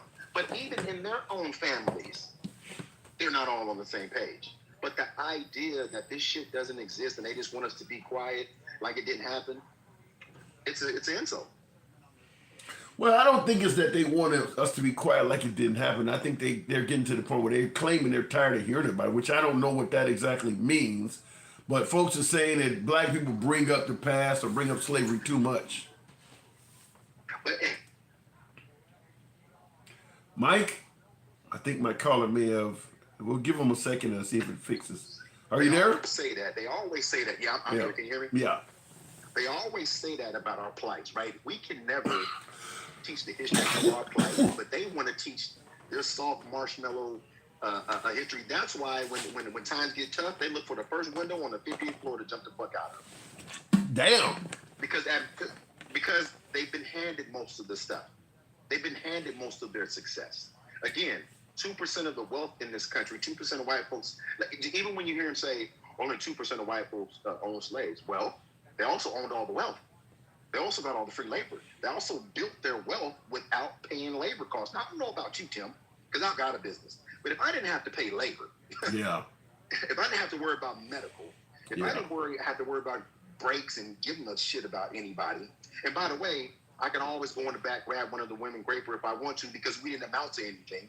The idea that what has happened to us in this country is just some get over shit, and white America couldn't deal with a year of oppression. I'm talking about direct white oppression. They couldn't deal with a year, and they want to tell us what we should have to get over after 400 years. And then well, like for instance, I got folks in the comments. I got folks in the comments right now that are saying, "Look, I didn't own a slave. You know, why do I got to keep hearing about this? I didn't own one." Because the system that you have lived in that has provided you certain privilege that you don't have to worry about. Like, white people don't think about an officer behind them. They don't have the talk with their kids. They don't have that conversation, Tim. We've been over this before. All the things, because they don't know. They don't know our experience. Whoever said that, go watch, pick one. Mississippi Burning, Rosewood. Oh yeah. You know, I've heard some people say that they're sick and tired of those movies that make the white man look bad. They don't even like the movies about that shit. Exactly. But I'll challenge them then. Okay, well, find a movie that shows white folks being oppressed by any other minority like that. Just find me one. Where they were being oppressed, they couldn't go to work. I mean, listen, art imitates life. And there are so many unmarked graves in this country. And I told you about 2 weeks ago, there's still black men being strange fruited in this country today. But people don't talk about it. I told you to go look it up. I don't know if you did. I didn't look it up, but now I'm kind of curious. I mean, well, Elon Musk was saying it happened in South Africa to the South Afrikaners, though. He said that they were being mistreated by blacks. Of course they did, because that's all. Here's the thing. That's all they have to say to get their people to buy into that. They won't look for anything else. Just like the bullshit you did earlier about the truck driver. Yep, I wasn't with you on that shit. So you believe that truck drivers should be able to drive without speaking English? No, that's not what I'm saying. I'm not with you. Okay. Now, first of all, there's a lot of Russian truck drivers out there. Yeah, there are. There are definitely that. Albanian. Albanian. Yep, there's a ton of them. So why didn't that shit come up, Tim? Because it ain't enough of them, I guess. I don't know. It is a lot of Russian, though. It is a lot of Russian. Because they're not a target, Tim. They're not targeted right now. And when you allow that one anecdotal thing that happened, that did happen, to be the narrative, that's all they listen to. Yeah. That's all they listen to. They don't look at the stats and go, well, damn, I mean, really, white men are by far have the most fatal accidents in big trucks. There's more of them. Well, maybe. I don't know. But my point is, they look for those things to put this narrative, and then they try to hammer it into your brain to make you feel less, so it's okay to demonize. So with America essentially bowing down and letting Trump have his way, what are we headed to? Because people can talk about how they ready and all this shit, but it's not happening. You see what's happening with the Hispanic community. He's just mowing over them. And the black community is even smaller than the Hispanic community. Where are we headed to as a nation? Exactly where I thought we would end up heading. It's not gonna end well. It's not gonna end well, and I'm gonna tell you why. Because white America doesn't have enough balls. Just being honest. Even good white people that don't believe in the ideology may or may not be willing to stand up and say this shit is wrong. That's how this stuff happens, Bill. I was told, but I'm being told we're about to be great again. Yeah, well, listen, I know you got to say that for your audience, but I told you when I first met you, that was Make America White Again from the very beginning. That's exactly what he's doing, erecting statues, but taking black history out of a museum. Where else is history supposed to fucking be, Tim? It's a good point. So, I mean, here's the thing. Let me ask you this. We have history in a lot of things. You got your credit history, you got your medical history, you got your financial history. What if I just went into your medical records and been like, you know what? Fuck it. Tim ain't got diabetes. We'll just take that shit out of there because who gives a fuck? That would be a problem. The idea that our history doesn't matter is absurd. And instead of going, God damn, that shit was bad, they want to go, oh, I always want to make it seem like it was bad. It was slavery. They were selling families. They were raping women at an alarming clip. They were castrating men.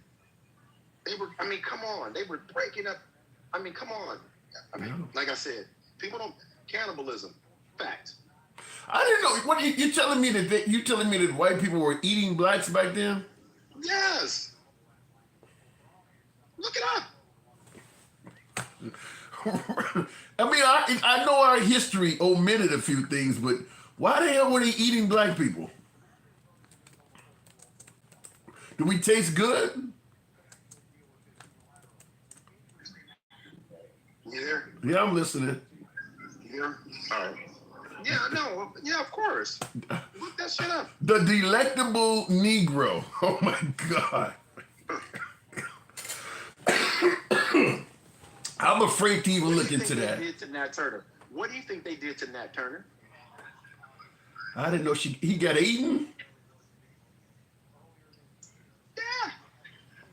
Yes, Scooty just said it in the comments, using our teeth for their dentures.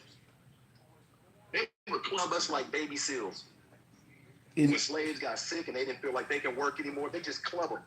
Okay. Put one just unalive it. I know about the killings of useless slaves, so to speak, but eating them is something different. I didn't hear about that. Yep. And see, but it's people like this dude, Bobby, saying nice, right? And this is the kind of person that I'm talking about. They are out there. I don't know why they're acting like these racist, soft, mediocre motherfuckers ain't worth shit.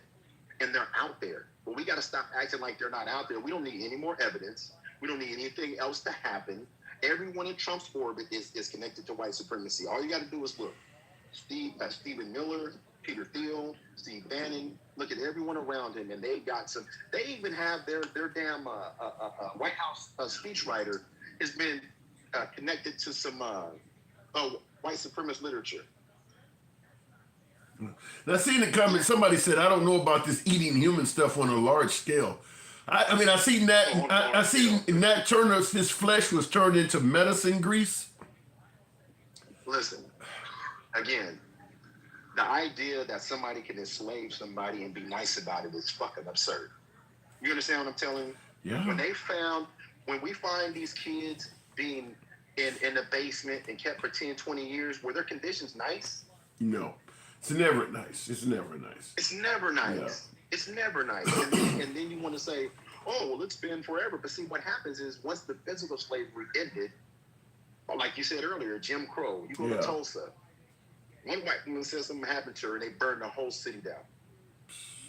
That's why I've always said, for folks who suggest that the Civil War had nothing to do with slavery and things like that, my response is always the same. It doesn't matter. When you look at how they continue dealing with black people after losing the Civil War, it's pretty clear they didn't have their best interests at heart. So it doesn't matter what the Civil War was about. It's pretty clear that the folks in the South really, really, really did not like black people. I mean, they really did not like them. So I often bring this up when we're talking about, pride and heritage. I mean, these people really did not like black folks. I don't think there's any way to deny that. America doesn't like black folks. Whiteness doesn't like black folks. Matter of fact, somebody in the comments thinks that, you know that they rejected Dan Trail's art to go into the Smithsonian, right? They rejected what? Dan Trail's? No. Yeah, one of his paintings was supposed to go into the Smithsonian earlier this year. Wow. And they sent that shit back to him. Ask him about it when you go on this live. Yep. Wow. They sent that shit right back to him. So my point is this, and I'm gonna drop it. At the end of the day, every time we make an excuse or we even sort of soft shoe when it talks about our history and race to make them feel comfortable, that's our fucking fault. That's our fault. Why should they be comfortable with us explaining the brutality that happened to our people? We don't say that when we're talking about children or what happened to children. We don't soft shoe people when we talk about cancer. We don't soft shoe anything about. We don't soft shoe anything whether we're talking about the invasion of Pearl Harbor, where we're talking about 9/11. I do not know why, when it comes to black history, people want that particular era of history to be shut down. We cover all of our other history, including the Confederates. But I don't know why, when it comes to black history, that people do want you to shut the hell up. I don't know why. Do. I'll say it though. Yes, you do. I know you got an audience. Yes, you do. Because they hate black people. As simple as that. Listen, why would you spend so much time? Here's the one thing. This is why it's hate. Why would you spend so much time on something that you say you don't care about to continue to oppress it? They say, go back over there or go over there. Every time we said, okay, we're going to go over here and do our thing, they bring their asses, come right on over and tear the shit down. That's hate. That's hate. That's hate. And at the end of the day, when people come up on your panel and they start talking around it, and we don't stop right there, because that would be like somebody coming up on here talking to you about their indigenous ancestry, and you go, fuck all that. I ain't trying to hear all that. I'm tired of hearing about all that. Right? Okay. White people don't even know what their history in this country is because they don't know these lessons. They don't understand some of the edicts of their ancestors. So, and a lot of times they get told that, nah, that's not true. That's gaslighting. That bullshit. It's fake news. And it's easier to believe it's fake news than to believe the realities that your ancestors, 2 or 3 generations removed. We're not talking about 2 or 3 generations removed. You understand what I'm telling you? Like, I can have conversations with my grandmother who was 103 and about these conversations. So they don't want it because they're that close to it and they benefit from it. And all we're saying is stop telling us how we need to move on just because you have decided that we don't matter. So when we say fuck you and you call us the angry black man or black woman, I'm just asking you, would you be angry if society said, fuck what you've been through, fuck what you're going through? We don't care. It would be called erasing history. Mike, you know what I gotta do, but that's what it would be called. It would be called erasing history. Yep. Appreciate it. All right, man, I gotta run. I gotta get in here. All right, later. All right, thanks. Good talk. Real quick, moving on with the program. By the way, tap the screen. Wow, you guys have been, man, there's been some pretty good folks in here tonight for the tapping. I haven't gotten any MAGA callers. This has been an unfortunate night for that, but it's a strong subject. It's a strong subject. I would prefer to speak to a few MAGA, but my guess is, and I'm speculating here, but it's probably one that's hard to defend because of the anti-slavery Smithsonian comments that, you know, going favorable to the Confederacy while also talking negatively about discussing slavery. So I think it's kind of this. I think the problem is it's kind of challenging to defend. So I did want to hear from MAGA, but unfortunately that's not going to happen. Apparently, looks like caller a total racist. Calling for propaganda makes you a racist. You'd have to explain a little bit more than that. They put lots of fear into old ladies and old men, little kids. Shit, I'll call in, go MAGA. Well, if you were on TikTok or Instagram, I'd bring you up and you could actually be that person. And we would, like I said, we're looking forward to speaking to MAGA when we can get them, but they're just not as easy to get. They talk about 9/11, Holocaust, American Revolution, etc., but bring up Black history is frowned upon. And I don't know why. I don't know why that is. And like I said, with President Trump speaking favorably for the Confederacy, he's drawn a clear red line about how he feels versus slavery. He's kind of made, it would be different if he just simply said, you know, his comments on slavery, which people still would have a problem with that. People would still have a problem with his view on the Smithsonian and slavery. But then when he starts speaking favorably of the Confederates, he really makes it clear at that point. He really makes it clear to the point where I do believe that you are going to start, particularly Black MAGA, this is hard to defend. It is hard to defend. Tim, most people believe slavery was horrible. That's why they are not debating you. Well, maybe that's the case. Maybe that's the case. But then again, like I said, why is he speaking so favorably of the Confederates and, as he say, preserving history? But then when it comes to slavery, well, that part of history we need to stop preserving.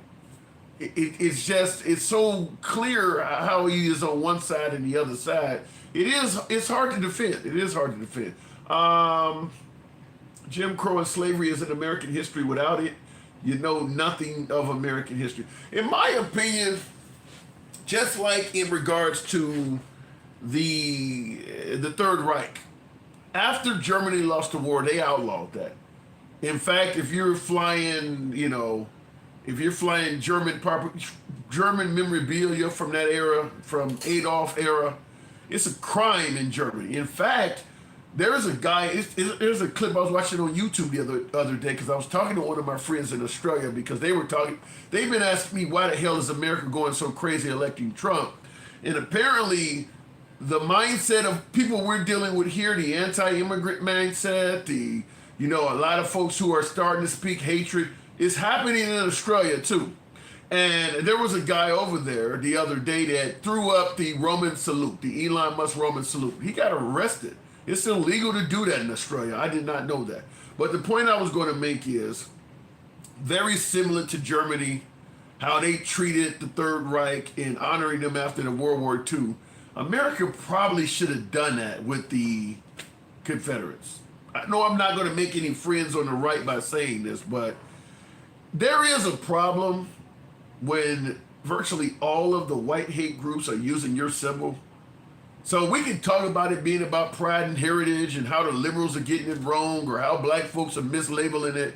But for some strange reason, the hate groups that happen to be white all seem to be thinking this is about hate as well. For some reason, they keep using that symbol. And they've been using it for well over 100 years. I mean, you can go back pretty far in history. Like, you go to, let's say, the Civil Rights Museum in Memphis down there with honoring Martin Luther King's assassination. They got very old photos down there of people preaching hate, and they got the Confederate flag on them. It's on their uniforms. You know, back in the 40s and 50s, it's on the side of the cars. For some reason, we can talk about it being about pride and heritage, but the hate groups in America, for a very long period of time, seem to see it as a symbol of hate. And oddly enough,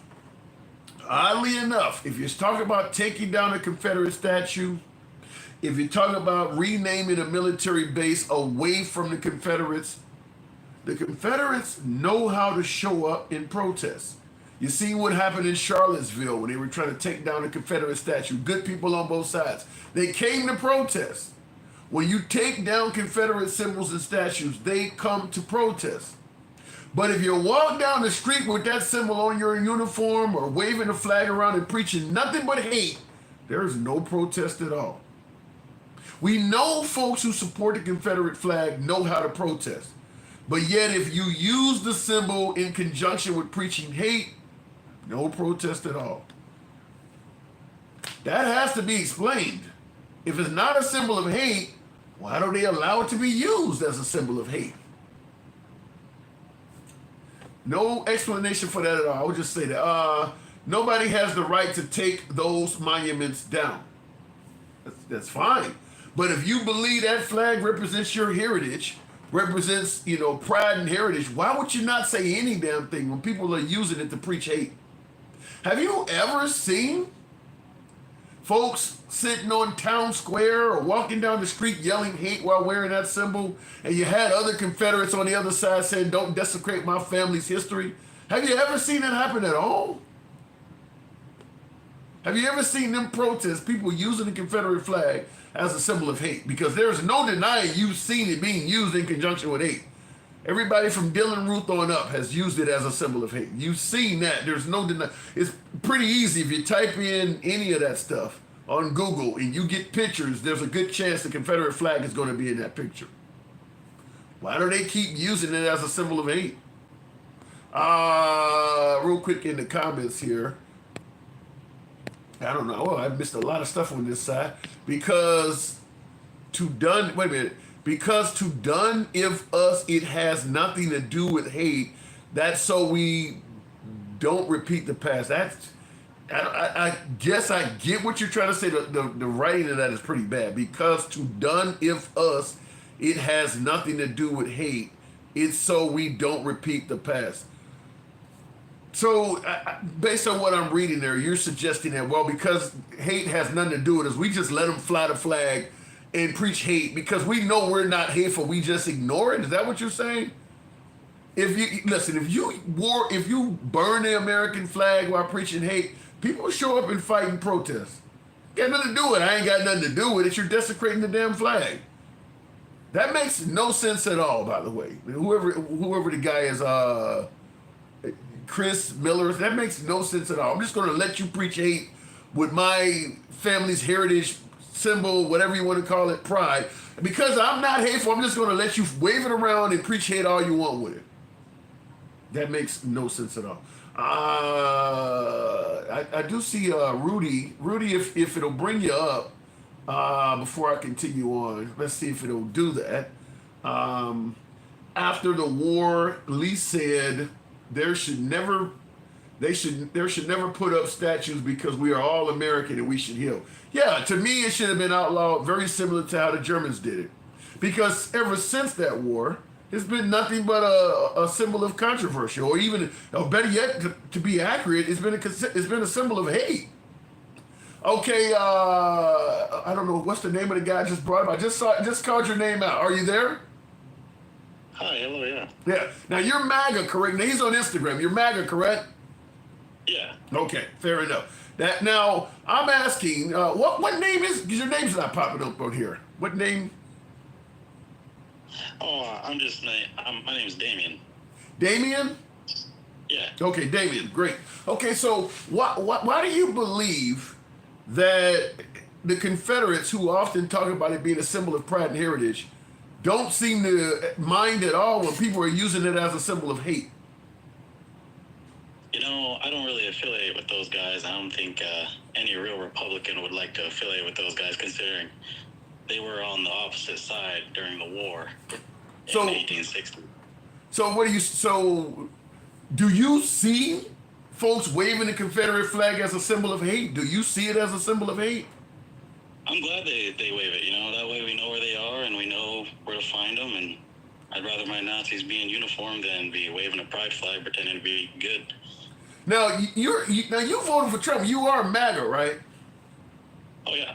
Yeah. Okay, you're MAGA, but you believe that you're comparing people that wave the Confederate flag to Nazis. Oh, most definitely they are. Wow. Okay. So Trump putting up a Confederate statue in D.C., what does that say to you? Well, I think a lot of the historical generals at that time had a lot of influence over the people there and owned a lot of land. And I'm not sure, I haven't heard much about it, but if he did put up a brand new statue instead of maybe fixing it, then could have perhaps been something to do with a historical landmark, possibly. In renaming the military bases back to Confederates, you agree with that as well? Oh, actually, that was debunked. If you actually go to the websites of those places, the full name is actually a name of a soldier with a similar name who was decorated for valor. But that's not actually debunked. If you're deliberately changing the name back to another, because keep in mind when Biden changed the names, they passed a law that said you could not change the name back to that same Confederate person. So what they did is they found some other soldier that had the same last name. So it isn't debunked. They picked somebody else because they legally couldn't use the same name. So they tried to do the next best thing. Okay, I can't name it after General Lee, so I found this other dude that happens to have the same name ended in Lee, so we'll name it after him. Everybody knows what's going on, though. I mean, you're naming it after people who don't even have enough merit to get a base named after them because you just want the guy's last name. You don't really care about what he's accomplished. Maybe, but he is a real guy, and I think it's important to make sure that everybody knows that those are real people, and they may not be significant people in the eyes of the media, but they are real people just like you and me and everybody else maybe in the comments, and maybe they have the name of a bad guy. So what does DEI mean to you? Because you're naming a whole military base after someone who does not have the merit to warrant that. What does DEI mean to you? I'm not sure. You don't know what DEI means? No. Do you know what didn't earn it means? How do you name a whole military base after some low-ranking service person, considering how many generals and how many folks have done a hell of a lot more for the country, but this guy, just because of his name, gets a military base? What's different? What's any different between doing that and giving somebody a job just because they're gay or just because they're black? You're giving it to him just because of his name. Right. But some of them are actual decorated soldiers. But you get what I'm saying. They don't have the decoration to get a whole damn base. These are people that throughout history have been completely forgotten about because their accomplishments are so low compared to others. How do they get a military base named after them? I know, it's crazy how someone so possibly insignificant could get something named after them. Well, because you're not naming it after them. You're trying your next best way of naming it after the person you really want to name it after. Let's be clear, the person would not get that base if they didn't have the name. It has nothing to do with what they accomplished. It's solely based on their last name. Perhaps, yeah. But also, a lot of those guys who they used to be named after, when they were specifically named after those Confederate generals, those generals fought in a lot of wars that helped the United States win before they turncoated with the Confederate Democrats. And do you favor his point that the Smithsonian should not focus on slavery? I think slavery is a pretty small portion in terms of what happened. We already know what happened. Not that it isn't a significant thing that people should know about how brutal and how inhuman it was towards those people, and how they had to live through 80 years of injustice just because 80? The Republicans wanted to satisfy the Democrats of the South. 80? Slavery went on a lot longer than 80 years. Well, 1940, a lot of things kind of opened up, and 50s and 60s were just the epoch of. So do you agree with Trump though? And also, he doesn't favor the Juneteenth holiday. Do you believe the Juneteenth holiday honoring the end of slavery should go away as well? Well, it's not really.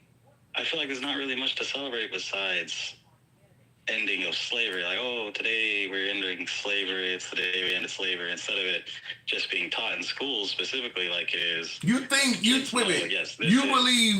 believe getting freedom is not much to celebrate. Going from being in bondage your whole life from birth till death, and now living in an era where you're free from birth on. You're saying that's not much to celebrate. Well, maybe. Actually, from my experience, every state kind of celebrates holidays differently. In the capital, they celebrate everything. Yeah, kids get We're talking about the end of slavery, though. So you believe that America should not collectively, because that order came from the federal government. It didn't come from each individual state. That is a federal order that freed slavery. You're saying that federally, America should not celebrate the end of slavery. Well, I think he made a decision, and I don't think it's one of his. I don't understand why he would even make a statement like that. But when it comes down to it, a lot of these states don't really see a need to dedicate that as a holiday. Whether perhaps they're using it for tax cuts, for tax reasons, when people get time and a half and boosting their tax revenue from that time and a half. Now that he's cut it, there's not really any point. Why are we looking at? Wait a minute. Why are we looking at a huge milestone in American history from a standpoint of a tax cut? I don't see what that has to do with it. I mean, it's a huge milestone where millions of people gain their freedom. And I don't understand where tax cut comes into it. Well, the tax code and the tax law is written quite clearly, and holidays are written in the form of tax codes because they get tax cuts from certain holidays and the type of pay that people in the system get. But that's a broad spectrum, and in terms of cultural aspects, it's an important day to remember for sure. So when Trump is talking about Jefferson Douglas, his name. Right. So when Trump is speaking favorably of Confederate history and the exact opposite of slavery in history pertaining to black people, how do you think blacks should view that? I think they should just see it as, it's just another day. It's another day. And so you're saying every day he does not want people to talk about black history is just another day? He's like this every day? I don't think he does. If he does, then maybe we got a problem. But until that problem arises, we won't know anything till the end of his term. And I think that's the biggest issue is that, we're fighting over this big thing when his term isn't done, Well, we wouldn't be fighting over it if he had not made it an issue. Why would he make this an issue? Why would he go out and speak? the way he did on Juneteenth, and then of course he's talking about not focusing on slavery, and then he's promoting the Confederate flag. It doesn't have to be an issue unless he does it, right? Yeah, it's weird. I've never heard of him promoting the Confederate flag. Every single video I've seen of him talking is always denouncing Confederate flags and upping the American flag. He doesn't have an American flag on his post or anything. I mean, Confederate flag. It's always an American flag, the United States flag. And you know, I'm not sure, you know, because a lot of the media sometimes takes what he says out of context when there's a broader message that he puts out in. Yeah, you know, but yeah, I get what you're saying, but the way he spoke on Juneteenth about having, he did not even address the holiday at all. The way he spoke on that about getting rid of that holiday, you think that was taken out of context?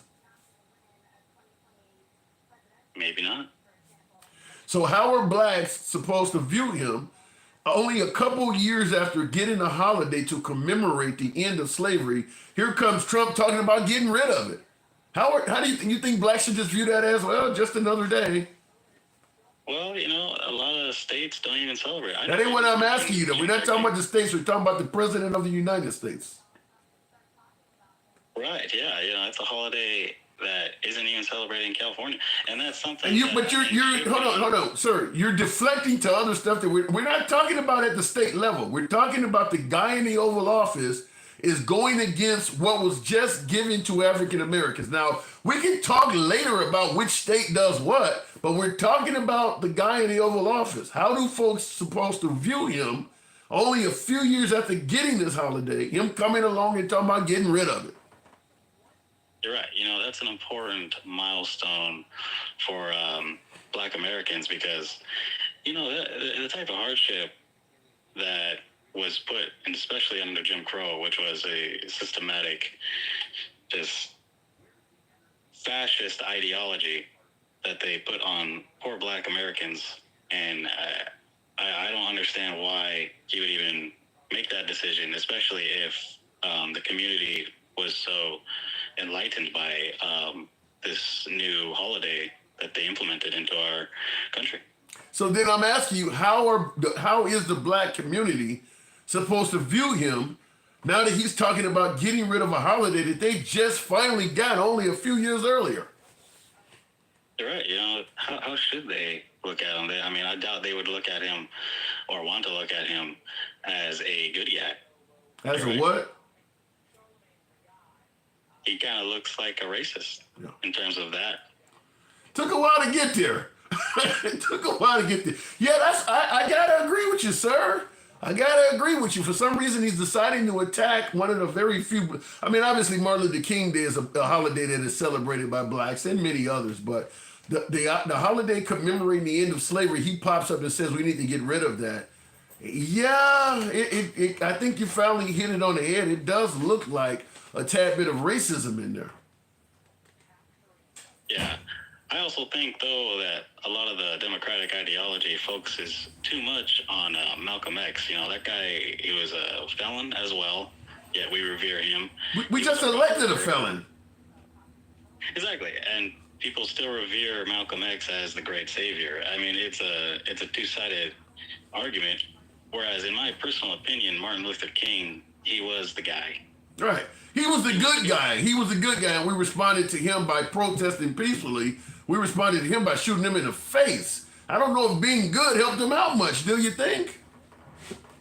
Yeah, well, I don't think Malcolm X helped him at all doing his thing at the same time. And well, if the outcome is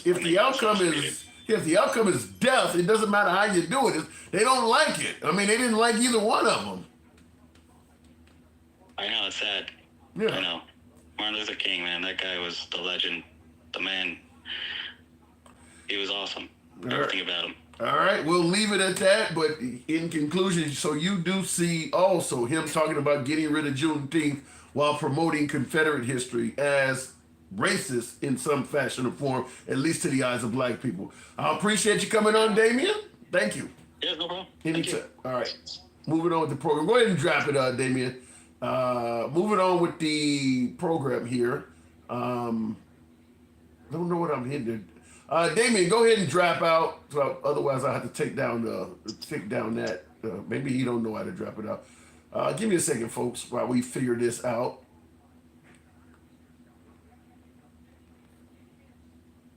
Okay, looking in the comments, how can you respect MLK but vote for Trump? It's a great question. Well, I think that, trying to see both sides of an issue, I think that a lot of folks, listen, Trump 1.0 was different, is significantly different than Trump 2.0. Remember, he gave money to HBCUs. He had Ben Carson on his administration. There was a few things. I know how the African-American community felt about Trump in his first term. They were calling him a racist. I get it.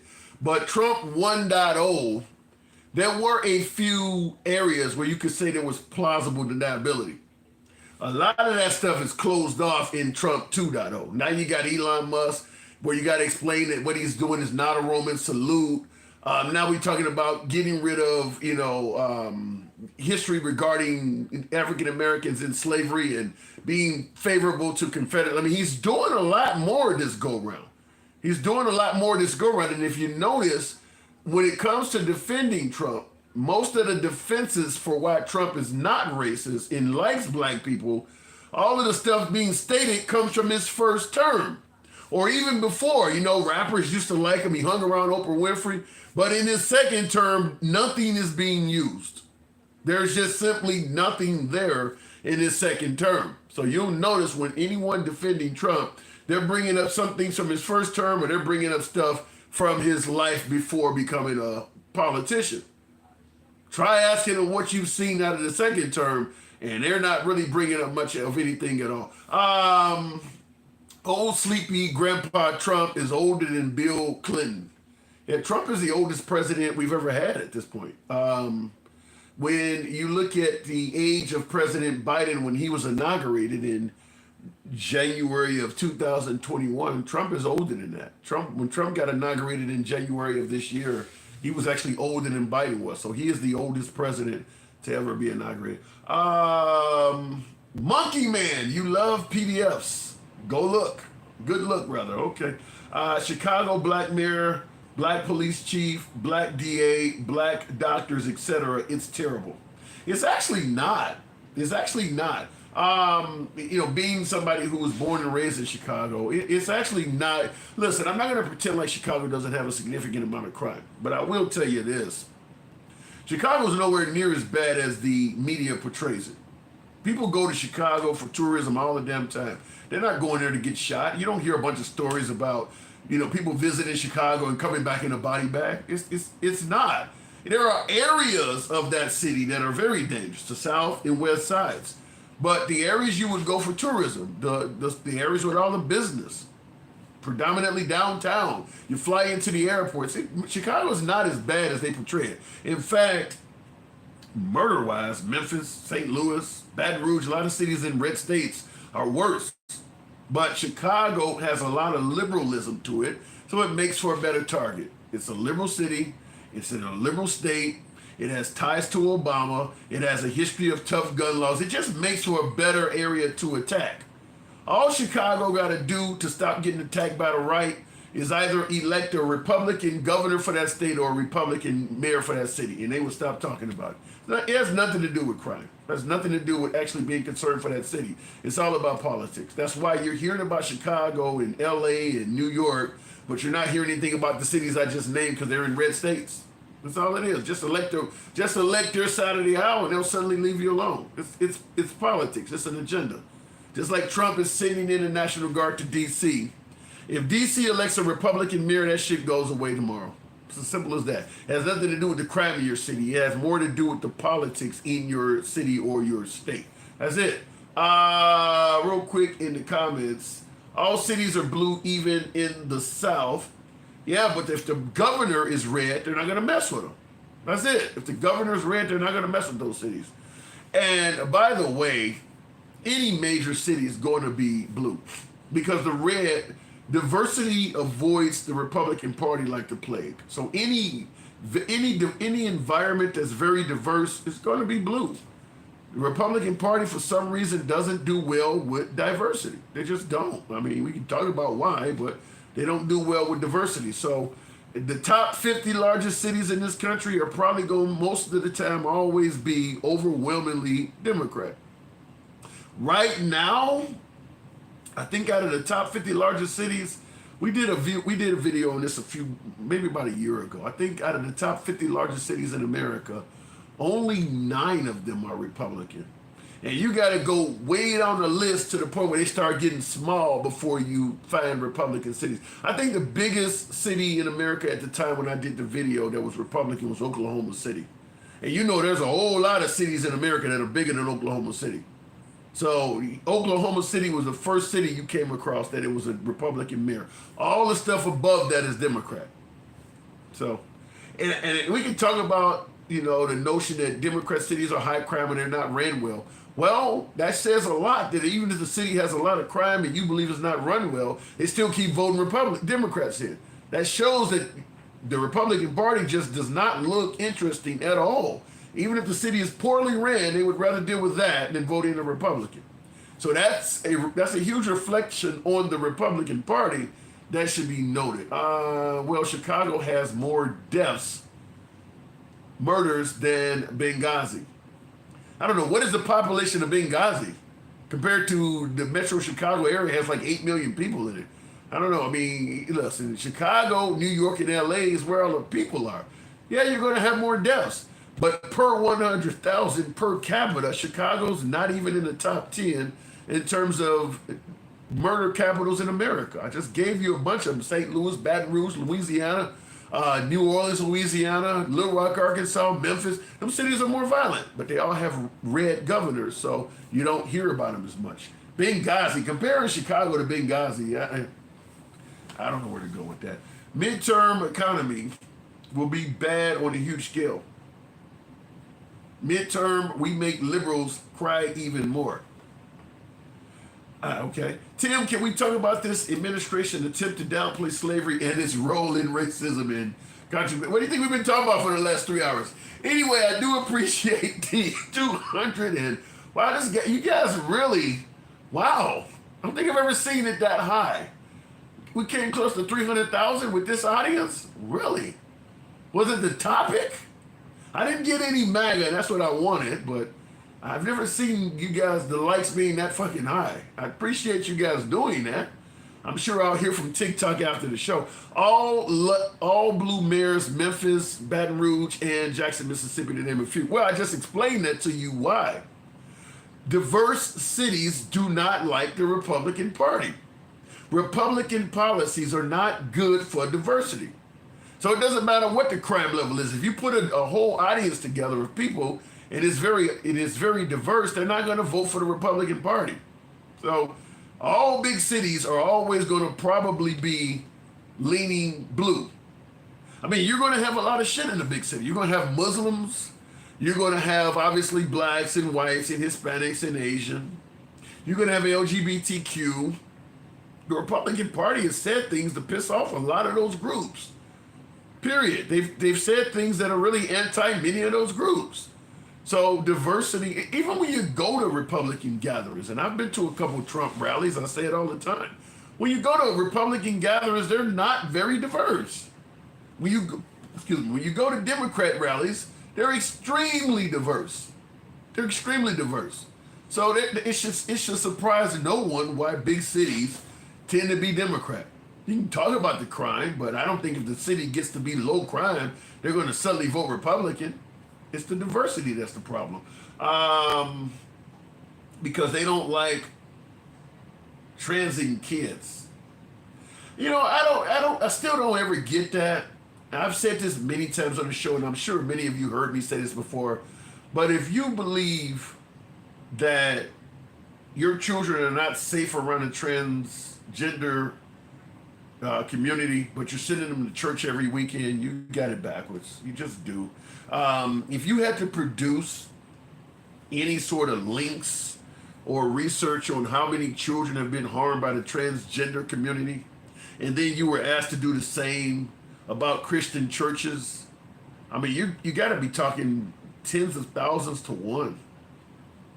I mean, it's not even, to be against the LGBTQ community and pro-Christian with doing right by kids as the agenda just makes no sense at all. It just makes no sense at all. I mean, you're talking about one group that has a history dating back centuries of abusing children versus the transgender community. Somehow, some way, this incredibly lopsided, misguided calculation, we're being told it's not about hate. Some way, somehow, you're supposed to believe that's not about hate. There is just no history of any significance that the LGBTQ community, even when you divide those fucking letters up, each one of those, none of those communities have a significant history of abusing children that is even comparable to one type of Christian church, whether it's Presbyterian, whether it's Mormon, whether it's Catholic, whether it's Lutheran, whether it's Baptist. Each one of those segments of religion has a huge history of abusing kids. Each one of them.